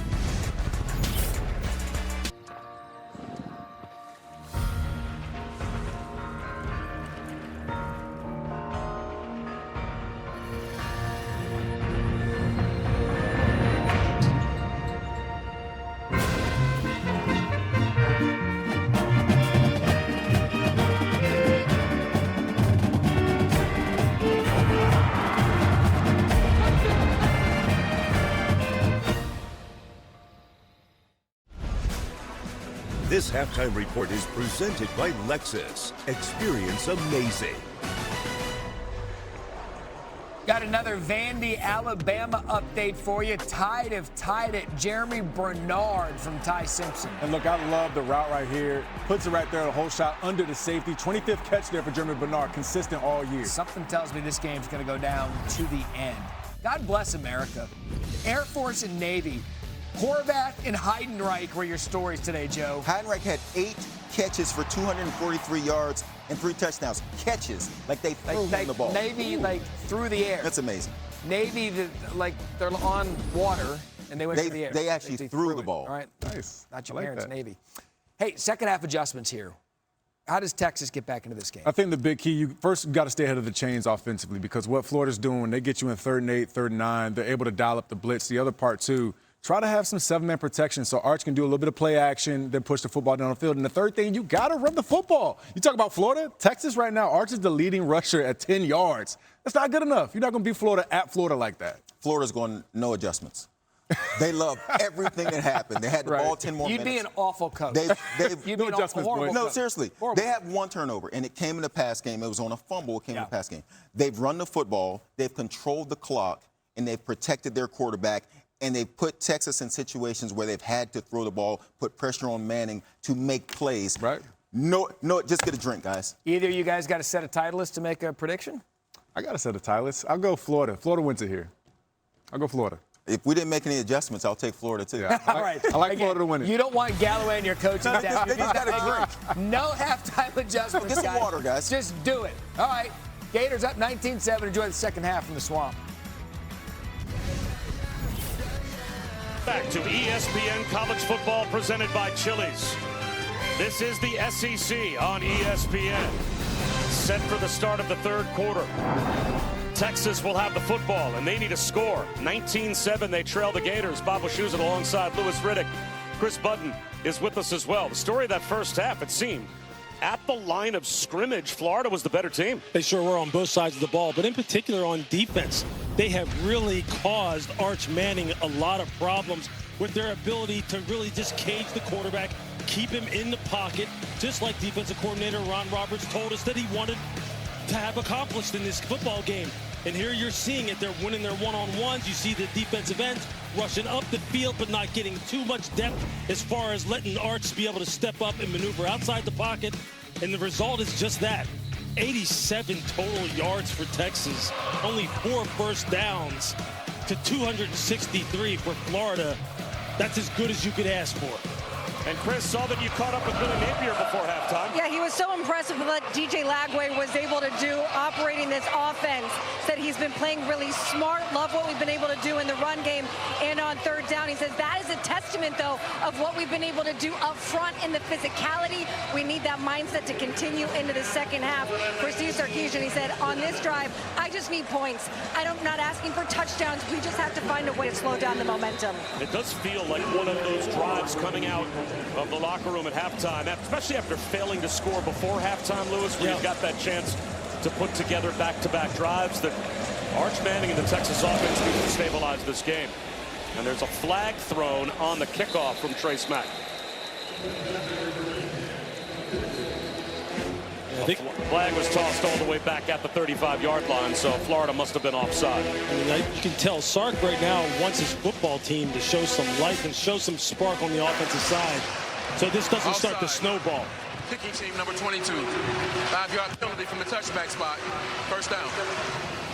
Is that lean on Arch Manning in the pass game? Is that leaning on With Travion Wisner in the run game, where play calling wise are you trying to go here? It's a total comprehensive effort, and you know it starts up front with this offensive line, and right now they're not able to get any rhythm running the football because of Florida's defensive line just controlling this game. They've missed some big shots in the passing game, but Arch hasn't had a whole bunch of time. He's been harassed as well. It starts up front and works its way back from there. We'll see if it plays out. And it's good to see Parker Livingston back on the field at the bottom of your screen. They'll run it with Wisner. Let's go down to Chris and check on Livingston and that injury before halftime, Chris. To your point, there was a concern when we saw him leave the field. Was it a knee? You can see the brace on his right calf, but good to see him back out here, one of Arch Manning's favorite weapons. And one of his roommates. And that's a dangerous shot right there that could have resulted in a major injury. It's a good thing that he's able to walk away from that. And now he's the motion man. Again, the pocket collapses, and again, Arch Manning goes down. Mekhi Barrow getting his start, back healthy for the first time in 3 weeks. Just watch the rush from the defensive tackles. They are just whipping Texas offensive line. They're winning when they get on the edge with quick hands, swim moves. And these are big men now. Barrow is 349 pounds. Brian Taylor is 294. They are controlling the interior pocket and pushing it right back into the lap of Arch Manning, and he has nowhere to go. Mekhi Barrow has been out the last 3 weeks. Makes an impact there. Arch Manning. Again, trying to escape the pass rush. Can't do it. Flag down as well. Tyreek Sapp, Miles Graham, Jaden Woods, they were all pursuing Arch Manning. Again, Arch has nowhere to go with the football. It's just a four-man rush with the spy. Holding. Offense number 52. With man coverage. Fourth down. Man coverage across the back end. It's safe. You're going to see a safety drop down into the box. Just play a little one-hole type of situation, one robber, and there's nowhere really to throw the football. By the time he sees Ryan Wingo uncovering down the seam, it's too late. The initial coverage by the Florida defense is causing him to hold the football and giving time to this defensive front to rush. Just working beautifully. Burnell Brown watches this punt take a bounce up the sideline, fields it, and saves his team some yardage in the process. You can kick off your NFL Sunday with the Countdown Crew on ESPN before a must-win game for the Ravens. Adam Schefter will have the latest on Baltimore playing without Lamar Jackson. And then the Jaguars host the Chiefs on Monday Night Football at 8 Eastern. Peyton and Eli once again on ESPN2, where Chad Powers himself, actor Glenn Powell, will be a guest on the Manning Cast. So that's the first Chad Powers with the new Chad Powers. They'll both be there on the Manning Cast during Monday Night Football.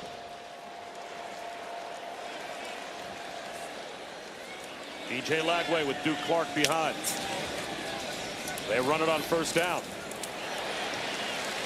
And even the times where the run game isn't as successful, it still seems to produce 3, 4, 5 yards.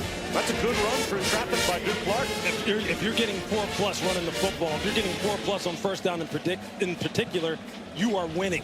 And you're probably going to set yourself up to win the football game. And as you see, 123 rush yards today. This is what Billy Napier had in mind in terms of helping out his quarterback. A toss to Clark. No gain. That time Anthony Hill made the stop. He was the leading tackler and the leading tackle for loss, the leading forced fumble player returning for Texas. Texas had 9 guys in the box. 9. Some of it dictated by formation. They are doing everything they possibly can to try and slow down this run. And you know the play action, big ball over the top is coming because they're drawing the safeties, drawing the defensive backs closer and closer to the line of scrimmage. And you know the coaches are telling Billy Napier, we got to take our shot at some point on first down. Third down and 5. Lagway, clean pocket. Baby ball on the left flat. The Horns rally. Time bringing down ball, though. He dives about 3 yards short of the first down. So Texas gets the 3 and out defensively. Grayson Littleton, the freshman nickel, in pursuit, arrived first to bring down Jaden Ball. That's what you come to expect from Texas defense. 9 hats to the football. 9 defenders converged, and we're in the screen at the end of the play. That's the kind of swarming defense that they're going to need. 76 is now 82 for Florida. 76 is now 82.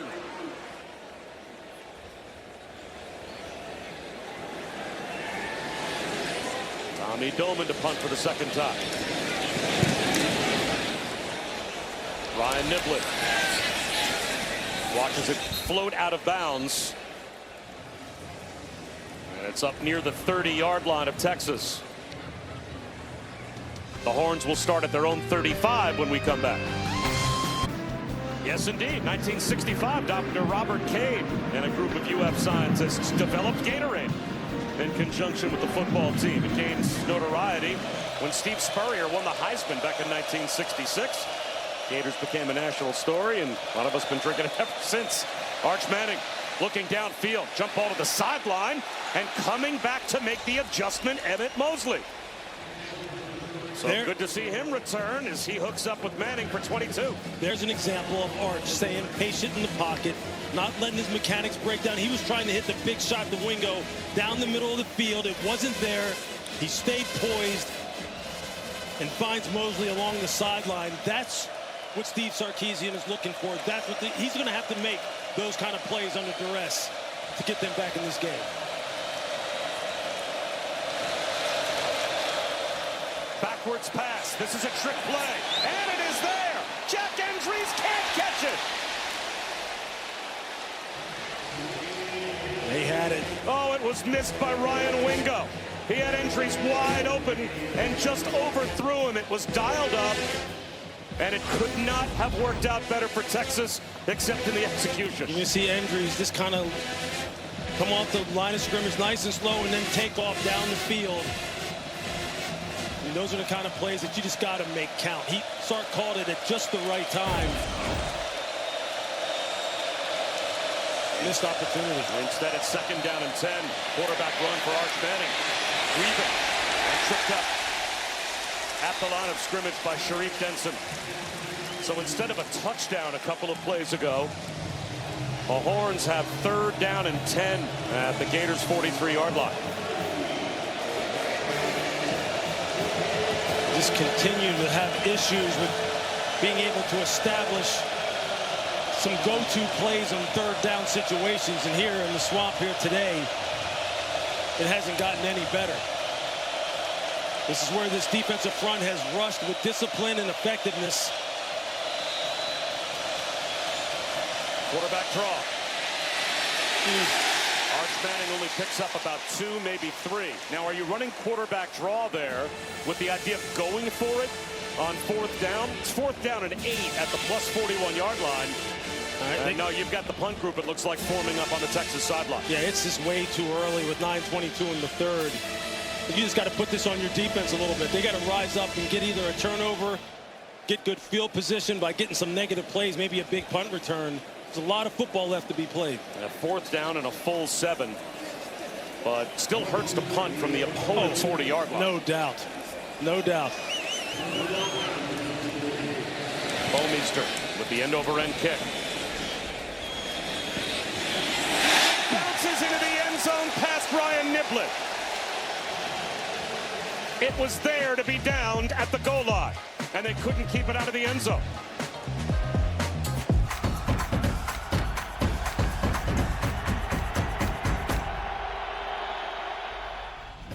Here's today's player spotlight brought to you by Cintas. Yeah, it's all about sophomore Jaden Ball. Fantastic sophomore running back. He has just run the football with aggressiveness, toughness, great vision here on this wide zone. You see a little bit of the speed and then the aggressive finish. And just look at the feet here in the hole. He makes the All-American Michael Tapp just grasp that air. And so far today, 13 carries, 66 yards, averaging 5.1 per carry. That's just what the football gods ordered for DJ Lagway. A complimentary run game an explosive passing game, an explosive, efficient passing game, and that's how you have a 19-7 lead. Jaden Baugh, the leading rusher last year as a freshman for Florida. He was all SEC on the freshman team. Pre-snap penalty will cost the Gators 5. False start. Offense, number 58, 5-yard penalty. First down.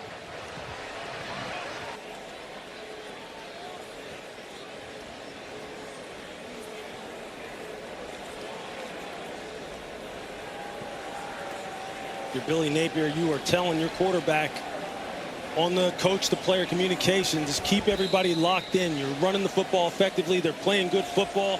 Don't want any self-inflicted penalties that result in giving Texas favorable field position. Lagway looks at Sturdivant. Instead comes back the other way. One-on-one. Jump ball. It is caught. He looked at the fifth-year senior and said, you know what? Let's throw it down the field to the true freshman instead. And there is the big ball, right? There is the shot over the top. And just look at Vernell Brown. Look at how he just fights for this football down the field. This is his freshman 5-star versus freshman 5-star. Vernell Brown against Grayson Littleton. And Vernell Brown just wins it. He has shown that he can make these spectacular catches. He opened up the season in the first game of the year looking like Odell Beckham Jr. That's just fantastic. Lagway, swing pass. Jaden Baugh. Out of bounds close to the 20-yard line. Michael Taft made the stop after a gain of 3. These young receivers, Vernell Brown and Dallas Wilson. And there you see the big shot over the top. Just perfect pass protection. He can take a shot and just say, hey, look, my receivers are better than your DBs. I'm just going to put it up there and let them go make a play.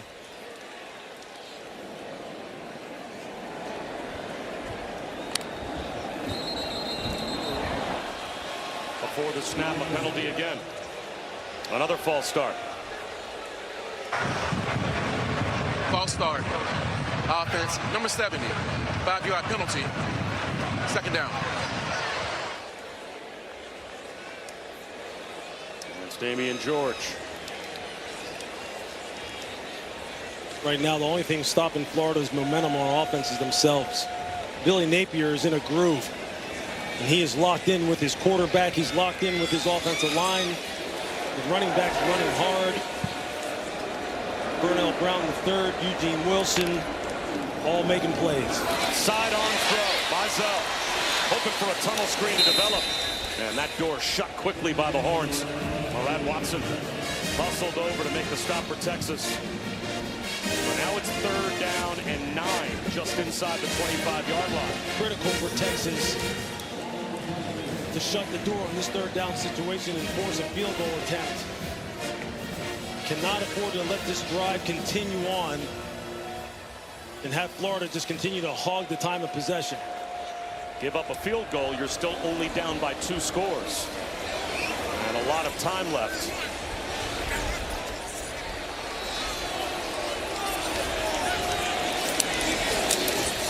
And they'll run it with Baugh. He gets to the 20-yard line. Colin Simmons made the stop. The crowd at the Swamp booing that call. But a field goal here puts you up 15 with 6 minutes to go in the 3rd quarter. I feel a little bit of their restlessness, though. Look, DJ Lagway has been in a nice rhythm. These wide receivers are making plays. There's some PTSD for Florida fans over the past few years. No question. That might be showing up here. But these young wide receivers have been making plays, and the quarterback has been protecting the ball and making good decisions. 38-yard field goal attempt for Trey Smack.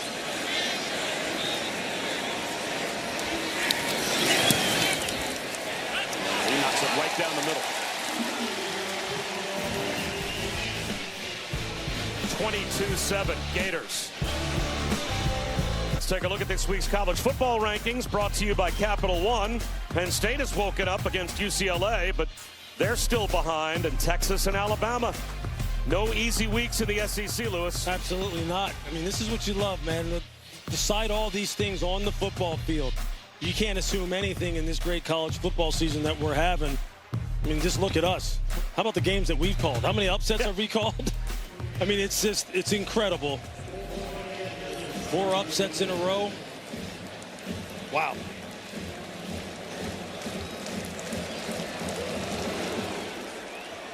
Touchback on the kickoff as it goes all the way to the back wall of the stadium. What does Texas have to do to get their offense back on track since the one drive that Arch Manning engineered, resulting in the touchdown catch by Wisner? This has been the production. I mean, yeah, I mean, look at this. 15 total yards of offense. Net 15 total yards of offense. I mean, it's just what you can't have. Look, when coaches start going deep in their bag of play calls to double passes, that's when you know they're searching. They're searching for something. And right now, they can't hang their hat on the offensive line. They can't hang their hat on the run game. They got to find something to generate a spark. Pass protection was there. Hendricks can't run under that pass from Arch Manning. He took a hit as he let it go.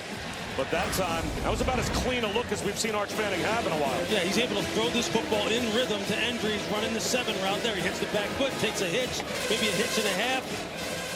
Trying to lay that football up over the top of the defender, but he just can't put it on him. And again, he's just taking hits, and that's exactly what Florida's defensive coordinator, Ron Roberts, wanted. Hit the quarterback, rush with integrity, hit the quarterback. And now Arch Manning under center. Play action. He's out of the pocket. He's going to take off and run. Has a first down and more. And slides out to about the 40-yard line. Jordan Castell forced him into the slide, but Arch Manning's got 15. And there, this time, you see they lose a little bit of lane integrity. He sees the opening. He doesn't have a spy sitting there looking at him, ready to chase him down. That's one of the things that Florida's coaching staff was worried about, his ability to pick up first downs with his legs. It's a good execution on Arch's part. They run it with Christian Clark. It'll be 2nd down and 9. Tyreek Sapp made the stop. You know, Steve Sarkisian told us that in practice during the bye week, they forced Arch Manning into basically 4-3 throws, right, Lewis? Like, you have to go through your progressions, but all of that practice is really tough to capitalize on if you can't protect him. He hasn't had time to get to his 3rd and 4th reads. Absolutely not. Everything breaks down when the protection breaks down. So what do you do? Arch has shown a lot of poise. I think, look, he's just going to have to make some individual plays. He's going to have to throw the football with accuracy when the pocket is clean. Every rep counts. The throwback screen. Underthrown. Christian Clark scoops it up. And jitterbugs for about 8 yards. A yard shy of the first down, gets out to the 49-yard line. See, everything is so hard to come by in terms of positive plays. You're seeing Sark is having to dig deep into his play calling sheet. The double passes, the throwback screens, the tight end throwback screens. It's a grind for a play caller right now. We thought Christian Clark scooped it up. Did he?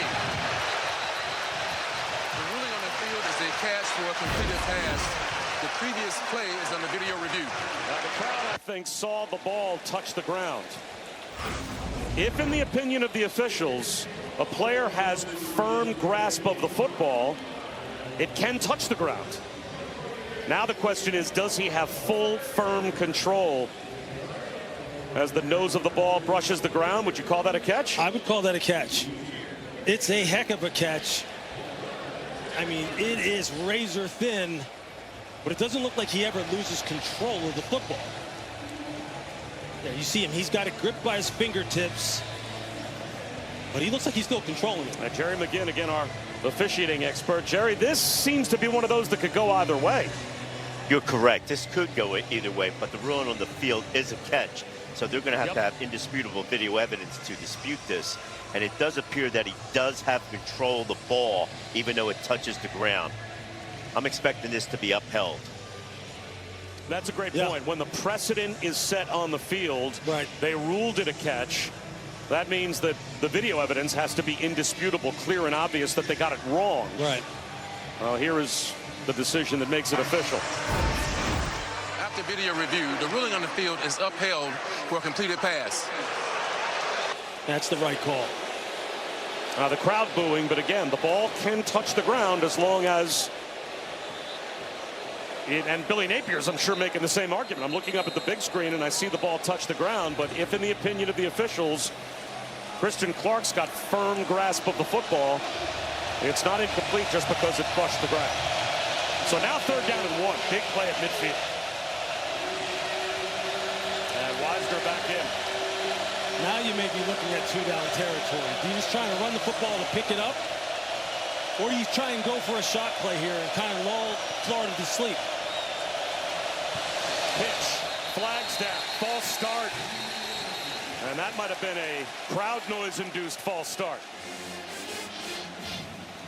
Although Texas is pointing at the Gators. False start. Offense, left tackle. 5-yard penalty. 3rd down. Yeah, the Gators were right. So now it's 3rd down and 6. I think you're looking at the right tackle. You're going to see 73. Brandon Baker, he's the one who moved. 73 was a fouling player. Correct. It was the right tackle, not the left tackle. But now you're out of 2-down territory, possibly. Now the play calling changes.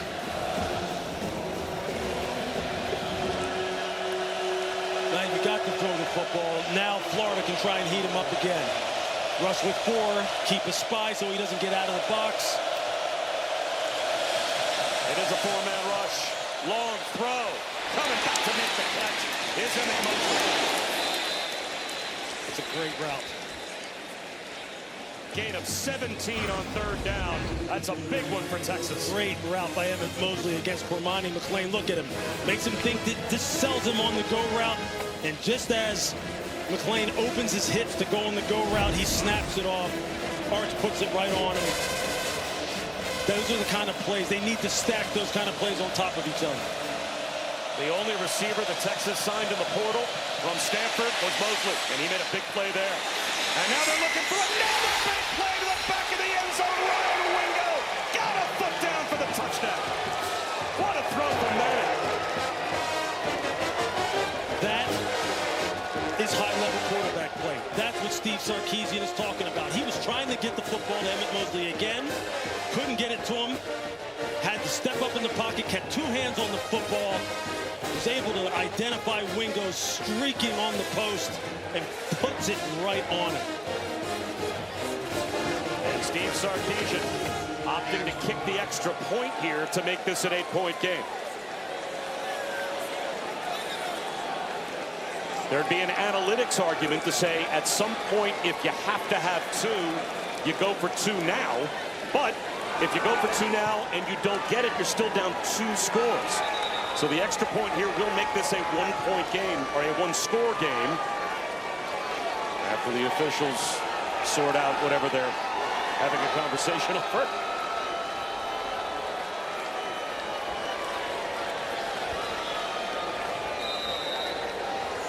And now Mason Shipley's ready to go.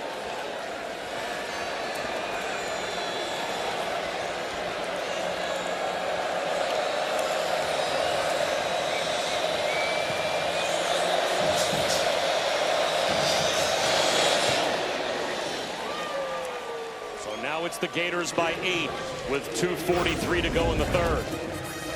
He's trying to get the football down here on the little stop route, but it's not open. So then he picks up Wingo, who's just running the post. No safety in the middle of the field. You're going to see the safety drop down at the top of the screen. Corner and outside leverage. Arch, perfect execution. Nice and calm in the pocket, 2 hands on the football, just slides to his left. Look, you see him looking to his right. He's like, man, it's not there. I got a free rusher coming in my face. And I've got Ryan Wingo just streaking on the post. He has been a big playmaker for them this year. That's just good eyes by Arch. That's good composure. Threw the football on balance, didn't get overly excited.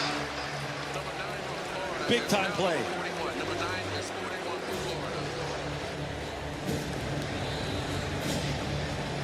That's exactly what Steve Sarkisian needs. Exactly what Steve Sarkisian needs out of his quarterback. Got to his second read, on balance, able to make a guy miss. That's going to happen sometimes. Your offensive line's going to get beat. That's high-level quarterback play. How about the sidestep of the pass rush? As you said, that was probably about as calm as Arch Manning could look, as he still had to deal with the pass rush to buy Wingo the time he needed. No question. Brown lets this one bounce. Did it reach the goal line? It did. Took a hop back towards the 5-yard line. But it will be a touchback. So Arch Manning now with a pair of touchdown passes. One to Wisner, one to Wingo to make this a one-score game. And now DJ Lagway has been very efficient today, especially the run game of Florida that they've been able to lean on. They've got 122 yards rushing, but a lot of time left. 2:43 to go in the third. Bob Wischusen here with Louis Riddick, Chris Budden, and Jerry McGinn, our officiating expert as well. With Florida, you just keep doing what you've been doing. You've been owning the line of scrimmage. The running backs have been punishing Texas's defense. Then you mix in the play-action shots, let your young wide receivers go to work. No need to change anything as far as your approach.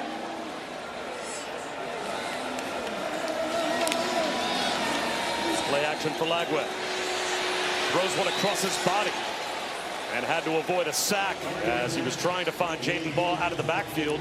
Colin Simmons all over Lagway, and now something to say afterwards as well. Has to be pulled away by Murad Watson. Big-time playmakers for Texas trying to put their mark on this football game, and Colin Simmons is one of those guys. He can change it in a heartbeat. A sack, a strip sack. Gotta make plays. Jaden Ball. That's a good run on second down. After the incompletion to make it third and a long 2 close to 3. Anthony Hill Jr. to stop. Been saying it all game long. The left side of the Florida offensive line has just been dominant. Anytime they need it, that's where they go. That time they ran just a little power looking scheme, a little gap scheme, pull the guard, and Jaden Ball just take his time. Now you've got him in third and short situation. Exactly where you want to be.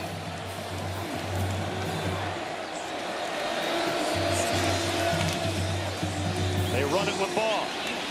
Hunts and finds the first down. Boy, with all those white jerseys up near the line of scrimmage, it looked like Texas was basically selling out to try and stop the run, and they still couldn't stop Jaden Ball on third down. Well, they knew what was coming. But the interior players for Florida today have they've just been on their game. 81 yards rushing for Jaden Ball, averaging over 5 yards per carry. They go right back to him. Bouncing, jitterbugging, and now delivering punishment for 9 yards. Met by Jelani McDonald. It's the subtle feet, the smoothness of his running style at 225 plus. That is just so fun to watch. I mean, he makes defenders miss in the hole with ease. And then if he's got you one-on-one and he's got nowhere to go, he's going to lower his shoulder on you, and it isn't going to feel good. We saw him yesterday. You saw him and said, "Did you lose some weight?" Yeah, he looked lean up top. I mean, he's listed at 231, but I think he's playing right now still at about 220. Yeah, he said he was a little bit lighter than that. Lagway down the sideline. Inbounds Dallas Wilson. To the end zone, dragging tacklers for a Gators touchdown.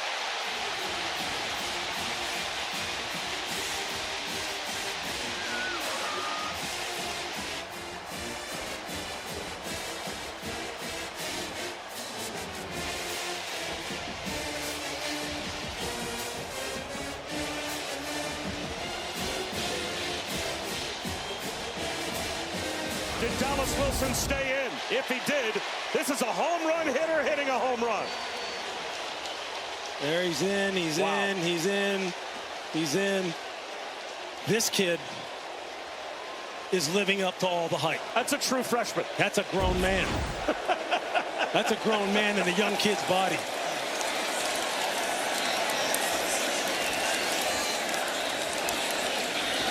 Sometimes coaches hype up a true freshman. Sometimes they tell us we really think we've got something in this kid. We're going to debut him tomorrow as Dallas Wilson is finally healthy, and he's living up to the advanced billing we were told about. First of all, look at what he's doing. Look at what he does at the top of the screen here. Can't get all the way to the top of the screen. He's going to be one-on-one against Kobe Black, who goes 6'2", 200 pounds himself. Look at what he does. He just says, "Get off of me." He's going to knock you down. And then after that, maybe the best athlete on the Texas roster, Jelani McDonald. He can't get him down either as he tries to go for the punch out. But just watch this. Gets him squared up, just sticks his left arm out and basically runs him over. Texas bench probably asking for an offensive pass interference. And maybe they have an argument. And you see Michael Taft come over at the end and try and put a hit on him. And watch what happens to him. He just bounces off of it. Jelani McDonald, look, I saw these guys on the field pregame. These guys are stuck. Did you see how Michael Taft's head snapped back when he tried to hit him? I mean, that's unbelievable. This is a true freshman, 6'3", 213 pounds, that everyone here, when you said, just tell me about Dallas Wilson, they all go, oh, whew. Everybody's face lights up. Now you see why. Again, that story, the first workout he threw up. And so all the veteran players on the team, Jordan Castell among them, said, come on, man, you're a 5-star and you're throwing up in your first SEC practice? And then he went out in the spring game, 10 catches for 195 yards. They're like, oh, you know what, you might be a 5-star. You're pretty good. We are seeing it on display today, the difference maker that he is. You see how happy his teammates are for him? That's what's even cooler. So you know he's a good kid. They said, hey, look, the coaching staff said he doesn't even realize how much we're counting on it. To him, he's just out here playing football. He'll just be like, hey, throw me the ball. I'll make a play. He doesn't care about how big the stage is. He just wants to go play. Wow. Arch Manning off play action. And as he throws, floating pass, gets it there. Stands in the pocket, takes the punishment, and finds DeAndre Moore. That's another big-time throw. Under duress, getting clobbered. His eyes never come down, though. He never takes his eyes down. Just look at that. 2 hands on the football, just working his feet. It looks like a quarterback drill. Got planted by Miles Graham. Wisner with a flag thrown behind the play. Wisner and Cormani McClain have words. 4 seconds to go in the quarter. Holding. Offense, number 73. 10-yard penalty. First down. Brandon Baker called for a hold. That'll bring that run back. And you see Brandon Baker, the right tackle. Again, this defensive front has just been giving them a lot of problems. Start to lose the defender on that outside zone, on that wide zone. Your natural tendency is to try and grab. Texas has won 9 in a row dating back to 2022 in true conference road games. That streak very much in doubt. Coach, what has been the difference today with the physicality by your boys up front on both sides of the ball? Well, I think we challenged. We knew this game would be a line of scrimmage game. And certainly part of that is creating passing down so you can affect the quarterback, right? So we needed to get back to running the ball on offense, but we're not done, right? So in general here, we're controlling the line of scrimmage. We're affecting their quarterback, and our quarterback is playing clean. Thank you, Coach. Thank you. Controlling the line of scrimmage to the tune of 415 total yards of offense. Arch Manning, that time a clean pocket. Down the sideline, it's through the hands of Ryan Wingo. Devin Moore closed the distance. Just trying to run 2 seams against cover 2, trying to put the safety in a bind. Arch is trying to pick the one that he wants to throw it to. Ryan Wingo can't pull that in, but what you do like is that you're seeing Arch kind of settle in now. Despite the fact that he's been under pressure and has taken some wicked shots, he's looking much more comfortable. Second down and 20, though, with that holding penalty to end the third quarter. 4-man rush. It gets there. Manning escapes. He's down the sideline. Arch Manning gets a block. Arch Manning making a huge play with his legs. Once again, he's got a free runner coming right at him. Brian Taylor Jr. And then he just does what he can do to pick up positive yards. That's where he looks more like his grandfather than his uncle. He sure does. Look, he's having to take over. He's having to grow up here right now in this hostile environment and make plays for his team, and he's answering the call. 36-yard scramble. Sidearms, one on the right, flat to Jack Entries. He only has a yard. Bob, you can feel the young man's confidence growing. You can feel it. You can just see it in that throw right there. He's thrown that pass how many times already this season, but he's playing with like an attitude right now, which is, look, I know it's on me. I know I'm going to have to take some shots. I know I'm going to have to make some runs, and I'm up to the challenge. You love to see it. Arch Manning went through an exhaustive recruiting process. He visited Alabama, Georgia, and Texas each 4 times before he chose the Longhorns. Flags thrown here.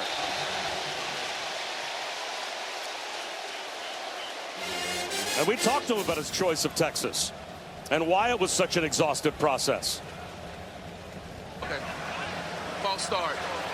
Offense, number 71. 5-yard penalty. Second down. And Chris, he's got some angels on his shoulder as well that have gone through this before. He does. Before their last game against Sam Houston, he got a call from Colt McCoy. It was Colt's decision to want to reach out. He's been in his shoes, not just as a Texas quarterback, but having to be the guy that replaced Vince Young. And his advice to him, just rip it, be you. Well, his team just cost him 5 more yards, another false start.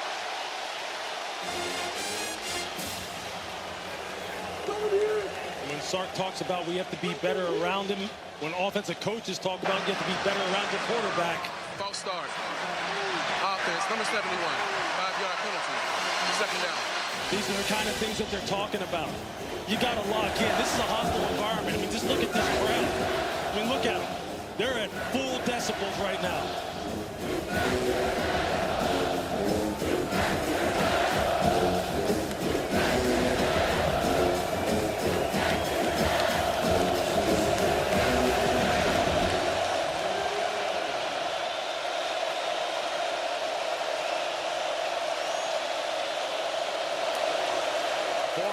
On 2nd and 19. Rips one over the middle and throws an interception. Jordan Castell just playing center field and ended up right between the 1 and the 4.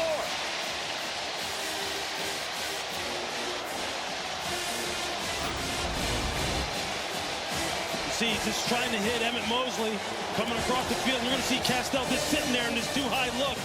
He's just playing it top down. He's playing a version of cover 4, and he just misses a little bit.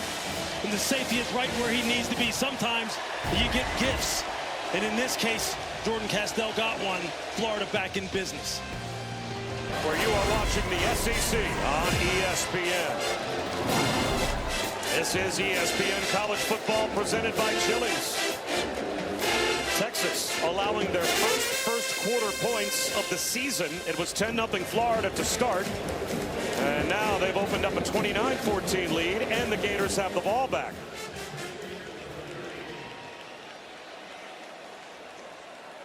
Two minutes gone by in the 4th quarter.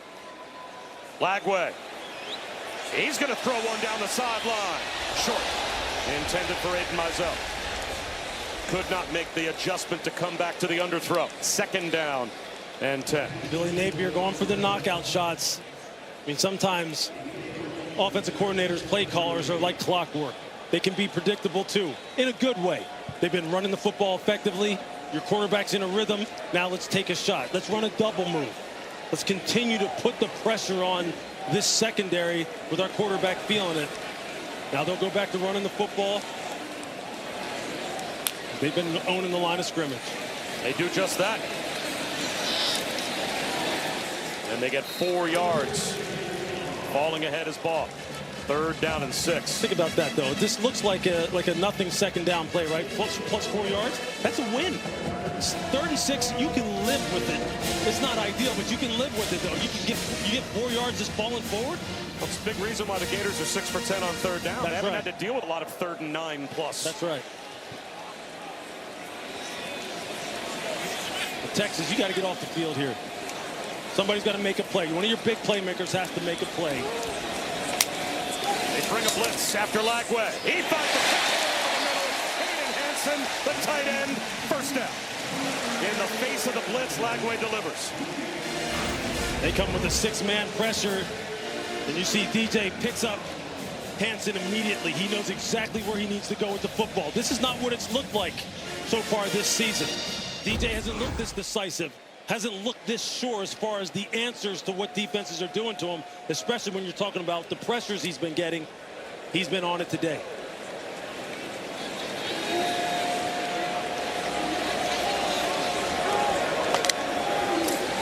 Run it again with ball. No gain on first down. Well, DJ Lagway, when he was in high school, Lewis, he was a safety and a running quarterback that would kind of come in and I guess run Wildcat. As a sophomore, switched to quarterback full-time, then went to a quarterback camp at Texas. Oddly enough, he had no offers. Arch Manning was also at that camp. He's come a long way since then. He sure has. Look, we got to lay our eyes on him for the first time in Knoxville last year, and we're blown away. He's got all the potential in the world. Sidearms one again. And again, it's Dallas Wilson. Monster. And again, it's third down and manageable. This kid is just a monster. Just so big and so strong. They're loaded down here at the skill positions, especially at wide receiver. But Dallas Wilson making his debut today. A big reason why they are 7 for 11 today on third down, as he is up to 112 yards receiving with 2 touchdowns. Again, you got to answer the bell if you're Texas. You got to figure out a way. You got to figure out a way to get off the football field, make them punt here. They run it with ball. He is strung out and brought down behind the line of scrimmage by Tyanthony Smith. That's a huge tackle for loss for the Horns defense. And that will bring Tommy Doman out to punt. That's the ideal outcome that you're looking for. Is Billy Napier, look, he knows this game is far from over.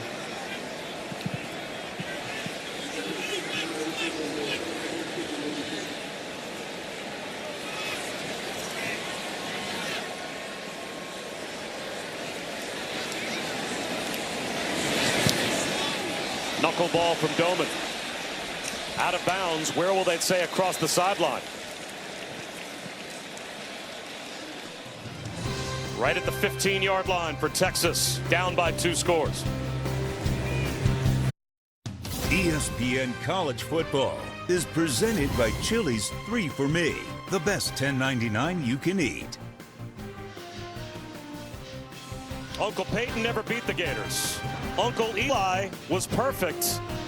Arch Manning trying to make more like Eli than Peyton, but he needs 2 scores in the last 10 minutes to possibly force overtime. At some point, a 2-point conversion has to come into play. It's 29-14 Florida with 9:56 to go. And with Texas starting all the way back at their own 15-yard line, Lewis, at some point you're going to arrive at a time on the clock where this becomes 4-down territory for Texas, needing 2. No question. We're fast approaching it. Now Arch Manning is going to have to do Manning-type stuff. Play action. And he steps up and goes down. He wanted to push it down the field, but the blitz arrived. Sharif Denson put the pressure on and forced him up in the pocket. Florida doing a nice job of mixing up their rushes, mixing up their pressures. That time they run a simulated pressure, bring the nickel to the wide side of the field. Just gives them a little bit of a different look. You see Steve Sarkisian just trying to find the right combination, the right route design, trying to anticipate what kind of coverage he's going to get and let his young quarterback go to work. And can the pass protection hold up? This time it does, at least for the time being. And that might be a coverage sack. Devin Moore wrestled down Arch Manning. He wanted to throw one deep and just couldn't unload it. There's just nowhere to go with the football.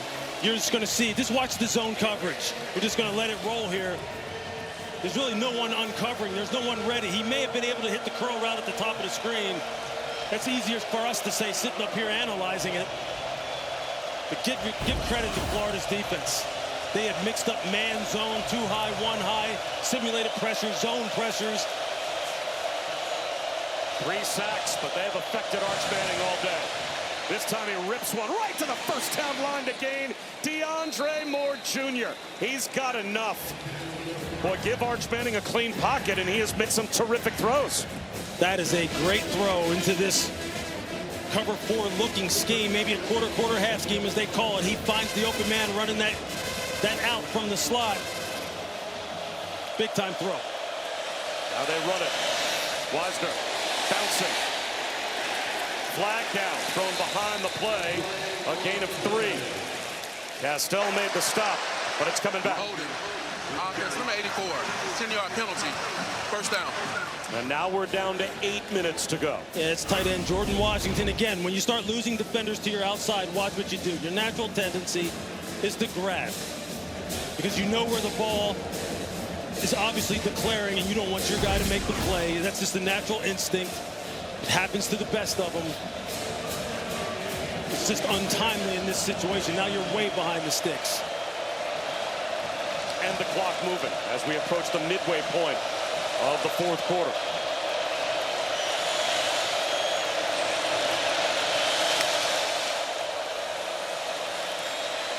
Manning, he wants it all. Again, DeAndre Moore, the intended receiver. That's underthrown and intercepted by Devin Moore.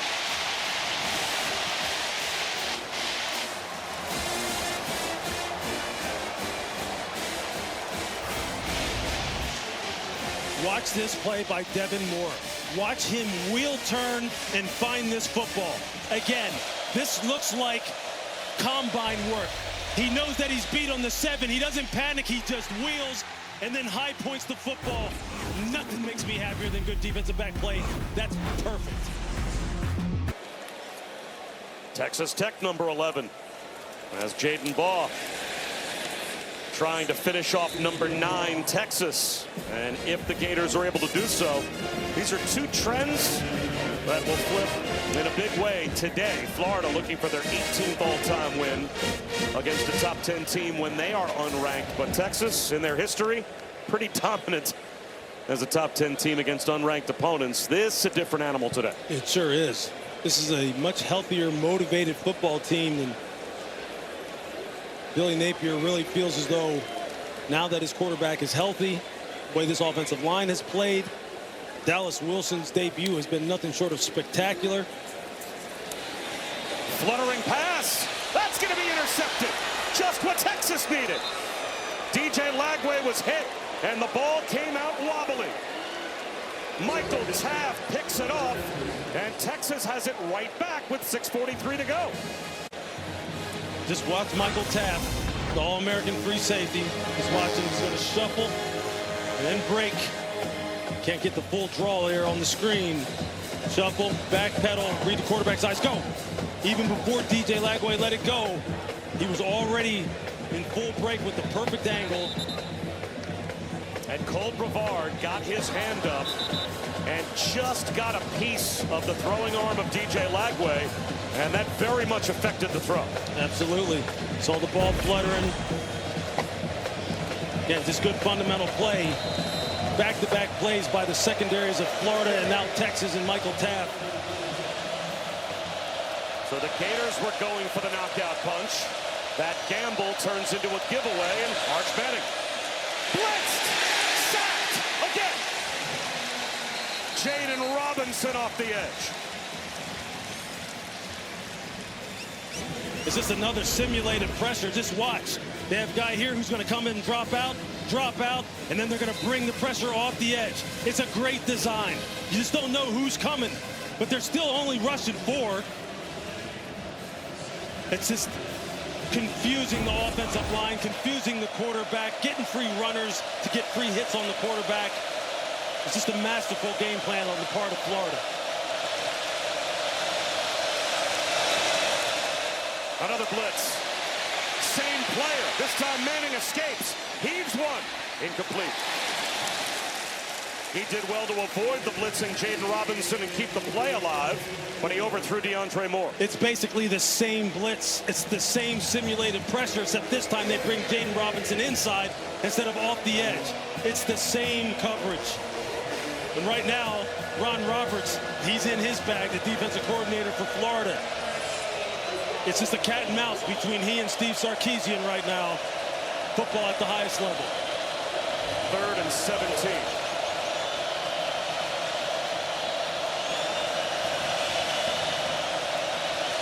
Arch Manning best to diagnose the protection. Did they get the playoff? They may not have. He was trying to communicate to his offensive line and ran out of time. Prior to the snap, the play clock ran out. Delay of game. Offense. 5-yard penalty. Third down. And now it's 3rd and 22. And what's your play call for 3rd and 22, Bob? Well, you need to get half of it because it's probably it's four down territory at this point. Absolutely. I mean, these are just like almost impossible situations. Is my point. I mean, it's just it's so difficult. It's just so difficult. And this crowd, this environment.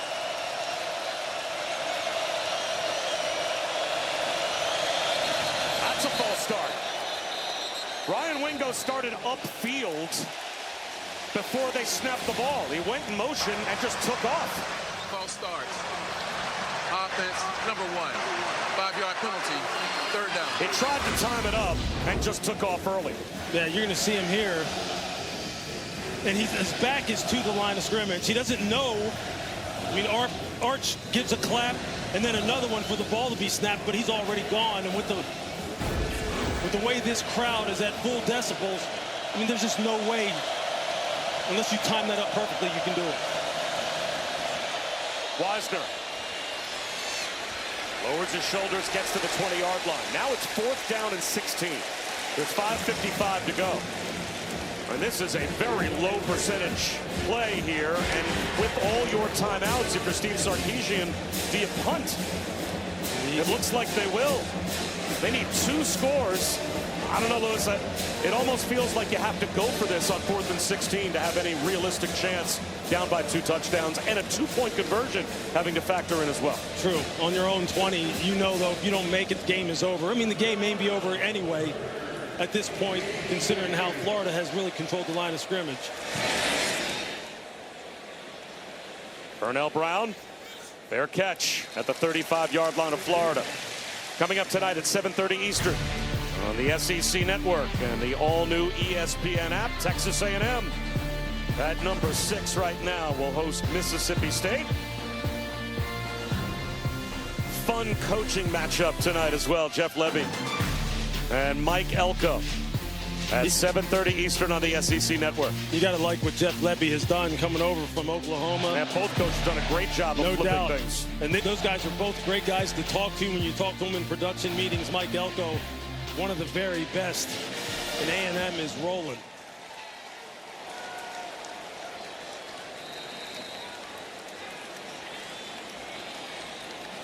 Bob Wischusen, Lewis Riddick, Chris Budden, and our referee extraordinaire, Jerry McGinn. Aiden Ball, straight ahead run. He picks up 5 yards, maybe 6 on 1st down. Steve Sarkisian calls timeout.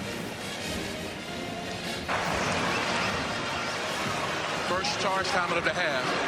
Texas. 30-second timeout. Game clock operator. Please put the game clock back to 5:09. 2 touchdowns on the day for the true freshman Dallas Wilson in his debut. And he's just a grown man, an absolute stud. The body control, the speed, the strength, the instincts, the competitiveness. Look at that release. You better double cover this young man. If you're going to get up on the line of scrimmage and press him, if officials are going to let him play physical on the outside like that against your press coverage, you better get low. And you better make sure your aiming point is right, because he'll just run you right over like a locomotive. First time Florida has had a player with 100 or more receiving yards and 2 receiving touchdowns in his college debut in the last 3 decades. And they've had some pretty good ones come through here. Yeah, they've had quite a few. He's special. It's just, it's simple as that. He's special. 5:09 to go. Ball driven back.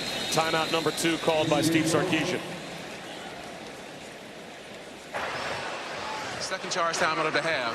Texas. And speaking of a Wilson, we want to send our best to Scott Wilson. Now, if you're not familiar with who Scott Wilson is, well, he is a Texas superfan. He is known for his incredible attendance. I mean, since the days of Earl Campbell, he had been to over 573 consecutive Texas games. And he was coming here through Jacksonville to come to the game and had a heart attack. So we understand that he is in the hospital. I guess from a Texas standpoint, you wish you had better news to give him than the Horns being down by a couple of touchdowns. But Scott Wilson, from all of us, especially for all your dedication to Texas and college football over the years, get well soon.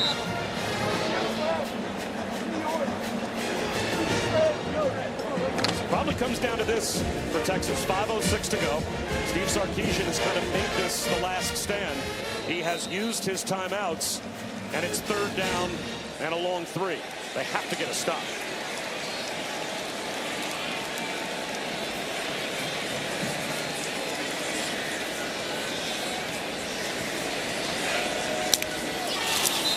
False start.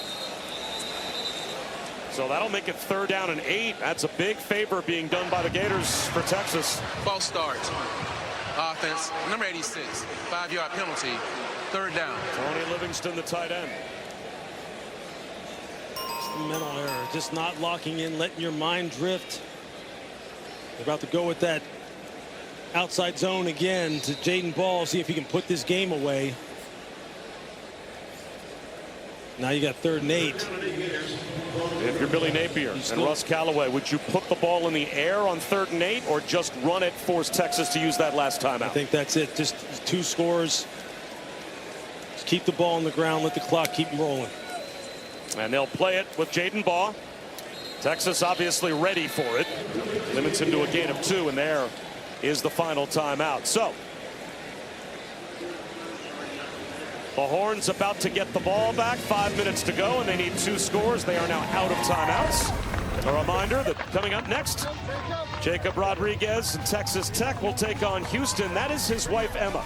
She is a Black Hawk helicopter pilot. So she's got the far tougher job in that family. And she'll also be mic'd up tonight during the game. So we'll get to listen in on what a wife has to say during the game while her husband's playing. And how cool is that? Speaking of those Black Hawk helicopters, a couple years ago for Monday Night Football, we got a chance to go and see some Black Hawks and the Apaches, and just unbelievable pieces of machinery. Unbelievable. How cool is that? Ryan Niblett hoping for a chance to return a punt.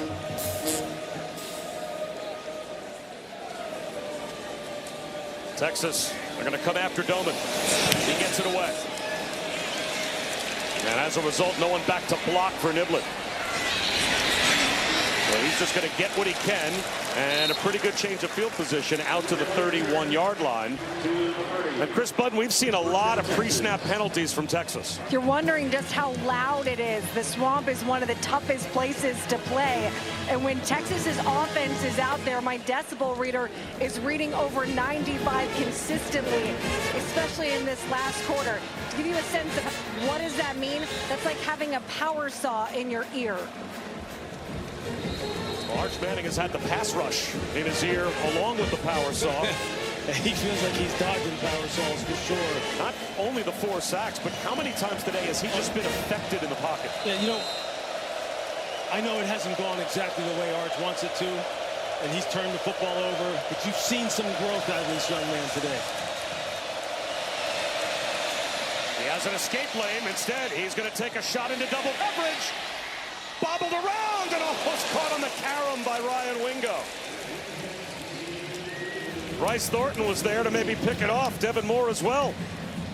I mean, he's having to take chances because of the situation in the game. But just the fundamentals that he's playing with, the movement in the pocket. He's having to do some things that you typically obviously wouldn't want your quarterback to do, and Ryan Wingo almost comes down with just a spectacular catch.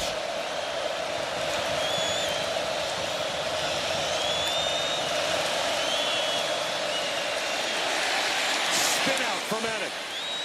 Floats one over the middle. Great composure.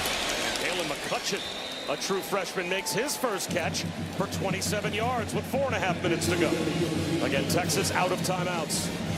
So they only have the 2-minute timeout, and then when we go under 2 minutes, the clock stopping after first downs to help them.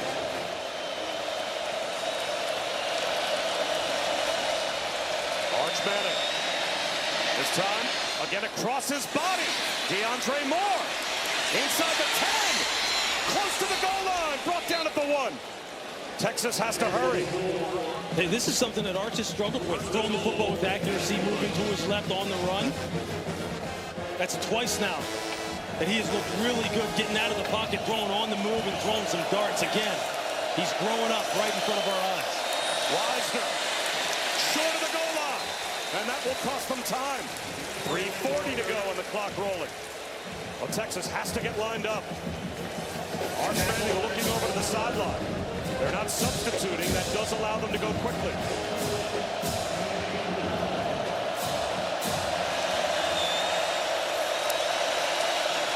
Wisner again into the end zone for the touchdown. 3:20 to go.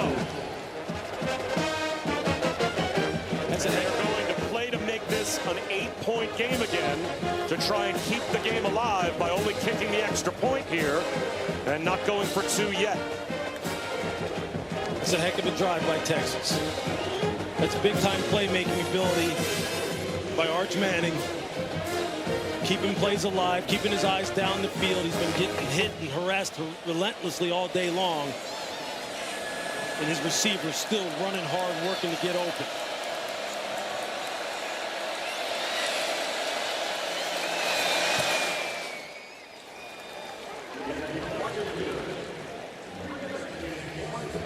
A had-to-have-it drive for Texas, and they got it. It sure was. And again, it all starts with the quarterback. Under pressure, he has the tight end, Jordan Washington, in the flat, but he decides to just hold on to the football, knowing he needs to get some chunk plays.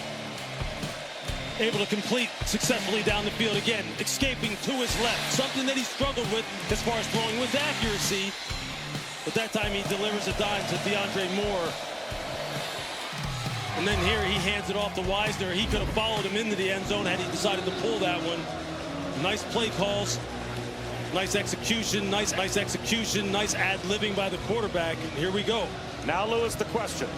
3 minutes and 20 seconds to go. Only the 2-minute timeout to stop the clock. Will Texas kick it deep, or do you onside kick here? Because obviously Florida can take it all the way down to the 2-minute timeout, run a play on the other side of the 2-minute timeout as well.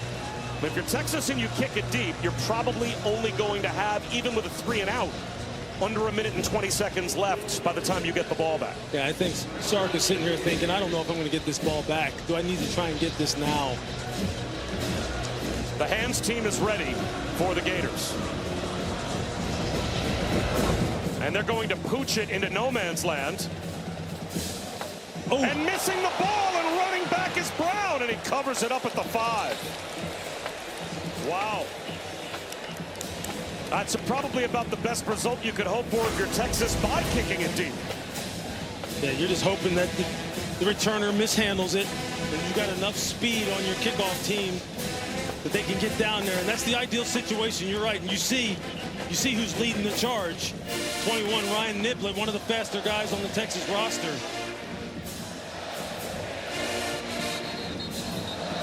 That ball bounces funny ways, man. First and 10 Gators. Now it's about trying to get this ball out. All those things you practice in individual drills and team drills as a defense, trying to punch the football out. You got to create something here. And if you're Florida, it's 2 hands on the ball. Clean operations. This is the detail part of the game. Lagway off play action, flips it in the right flat. That's a big play. Tony Livingston. Very close to a first down. He's got 9 yards. That's great ball handling by DJ Lagway. Look how he puts the ball out there, shows it to the defense, and then just pulls it.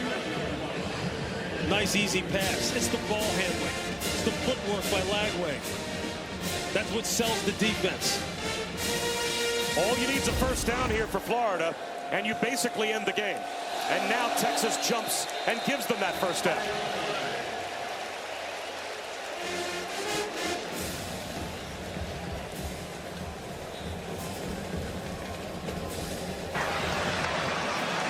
offside, number 0. Contact on the offensive player, 5-yard penalty, first down.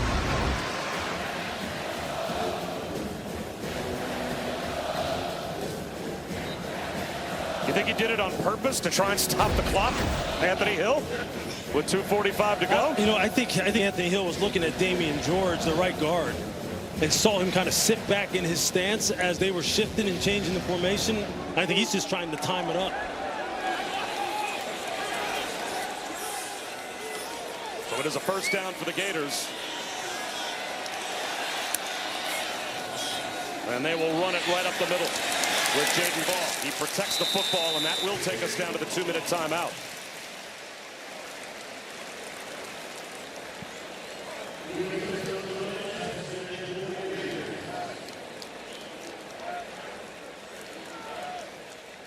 Arch Manning's going to need a miracle. His team has to get a stop to have any hope to at least even force a punt when we come back. This league is like the NFL. I mean, anybody can beat anybody. They sure can. It's just terrific football every single week in the SEC. And the Gators trying to end this game against Texas. That last touchdown made it a one-score game. But it's 2nd down and 5 with 2 minutes to go in the 4th quarter for Florida. They pick up a first down, the game is over. They won't get it here. Now the Longhorns are out of timeouts. And the 40-second play clock begins. And Texas can get a stop on 3rd down. Roughly about 30 seconds to go or so in the game. They could get the ball back.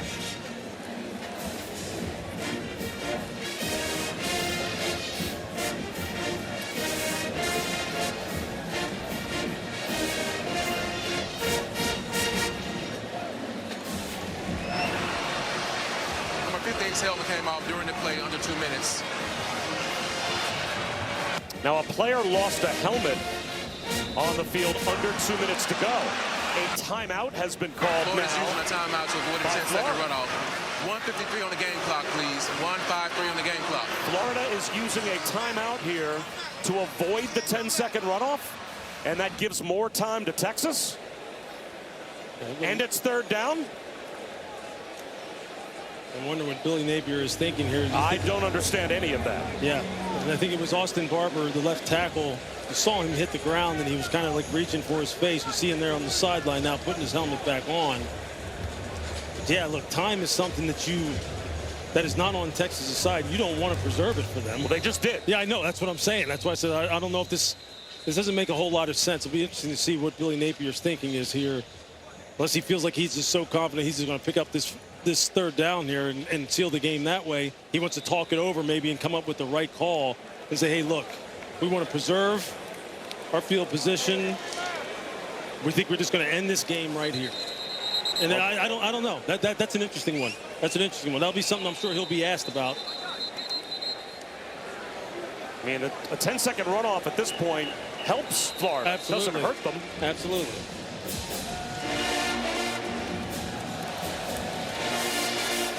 Well, it's academic if they pick up this first down. But if Texas gets a stop, way more time will be left on the clock than they anticipated. And they're going to get that stop. Now the clock rolls with 1:48 to go. Instead of there being maybe a half minute or so to go, the Longhorns are about to get the ball back with about a minute left on the clock.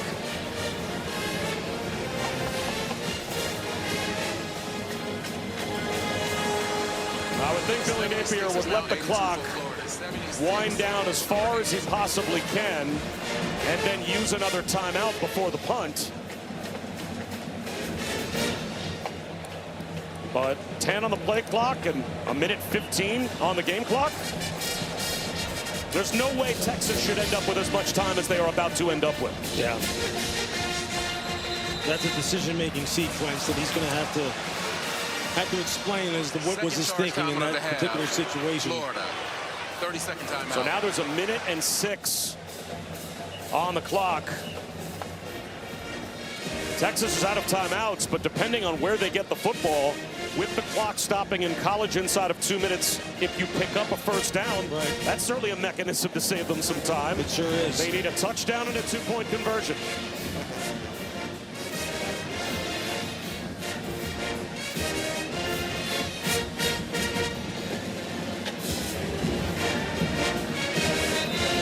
And this special teams play becomes enormous as well. I was about to say, it's a crucial sequence of plays. If you're Texas, now you're thinking here, do you want to play for a return, or do you want to go for the block? You don't want to go for the block and get an unnecessary roughing. To me, you want to try and set up a return. And you want to see if you can get Niblett loose and have him just produce an explosive play. Tommy Dolman. They're playing for the return. It's a wobbly punt away. It takes a Florida bounce, and this costs time for Texas as well, as it goes out of bounds at the Longhorns' 31-yard line. Still 54 seconds on the clock for Arch Manning now, who's getting an opportunity. When he was over on the sideline a few moments ago, I can't imagine he ever believed he would get. So now, if you're Ron Roberts, the defensive coordinator for Florida, you got to balance trying to make sure that you continue to hit Arch and make him uncomfortable with making sure you don't have the ball thrown over your head and you give up a cheap one, and somehow, some way, Texas ties this game up. And if you're Arch, you're going, this is what I was brought here for. This is why I signed up. And they all talked about it. You sign up for big games like this when you come to Texas. Let's see what the young man has.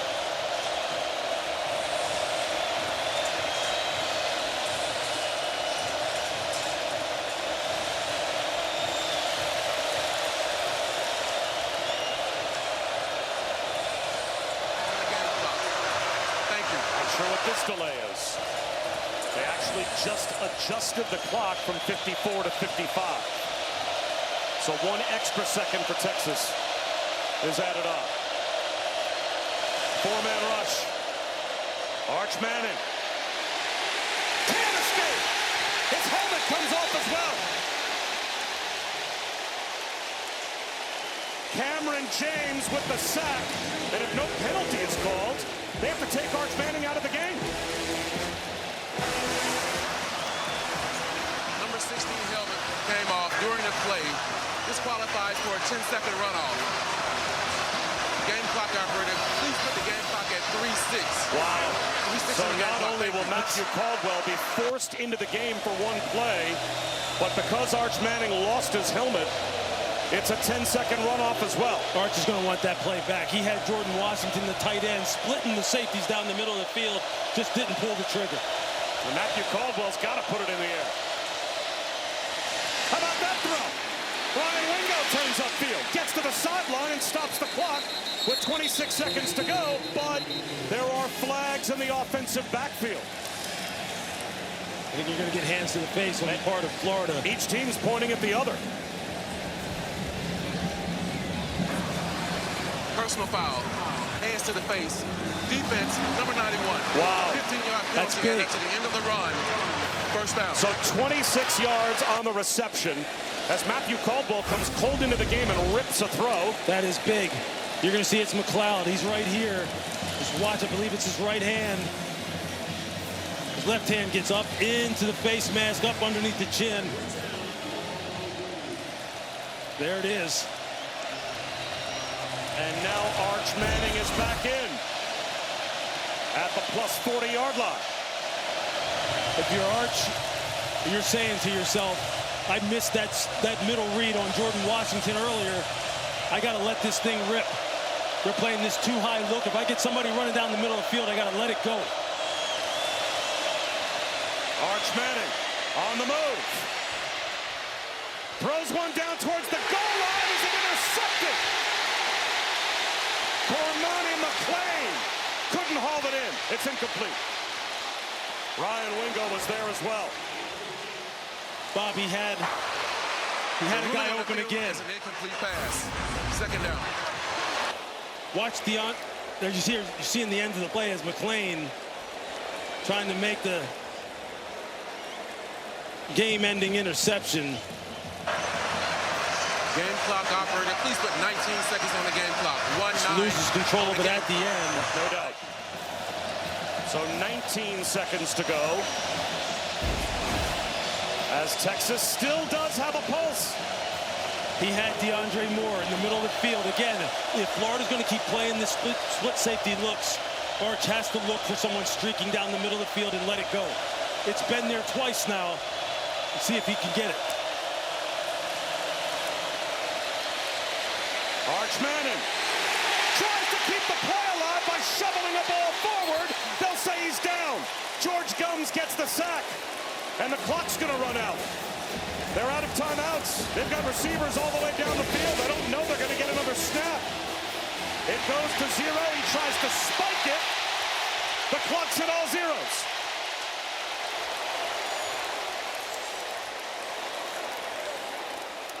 Steve Sarkisian thinks there's a second left. The previous plays on the video review to see if there was any time left on the clock prior to the offense clocking the ball.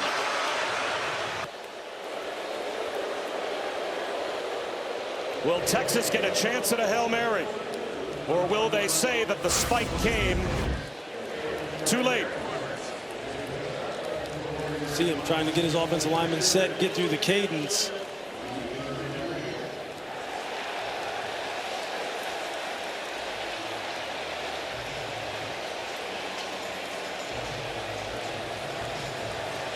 And Jerry McGinn, I thought the rule was if the clock's rolling and there's 2 seconds or less on the clock, you can't spike the ball, right? Isn't that, doesn't there have to be at least 3 seconds on the clock to even attempt a spike play? That's if the clock After is review, starting. the ball was still in the quarterback's hands with 0 seconds on the clock.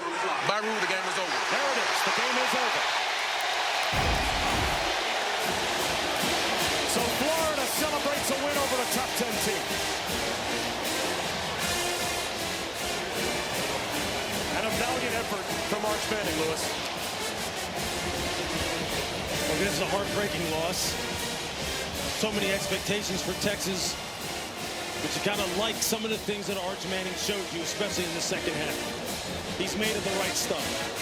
This is Florida's day.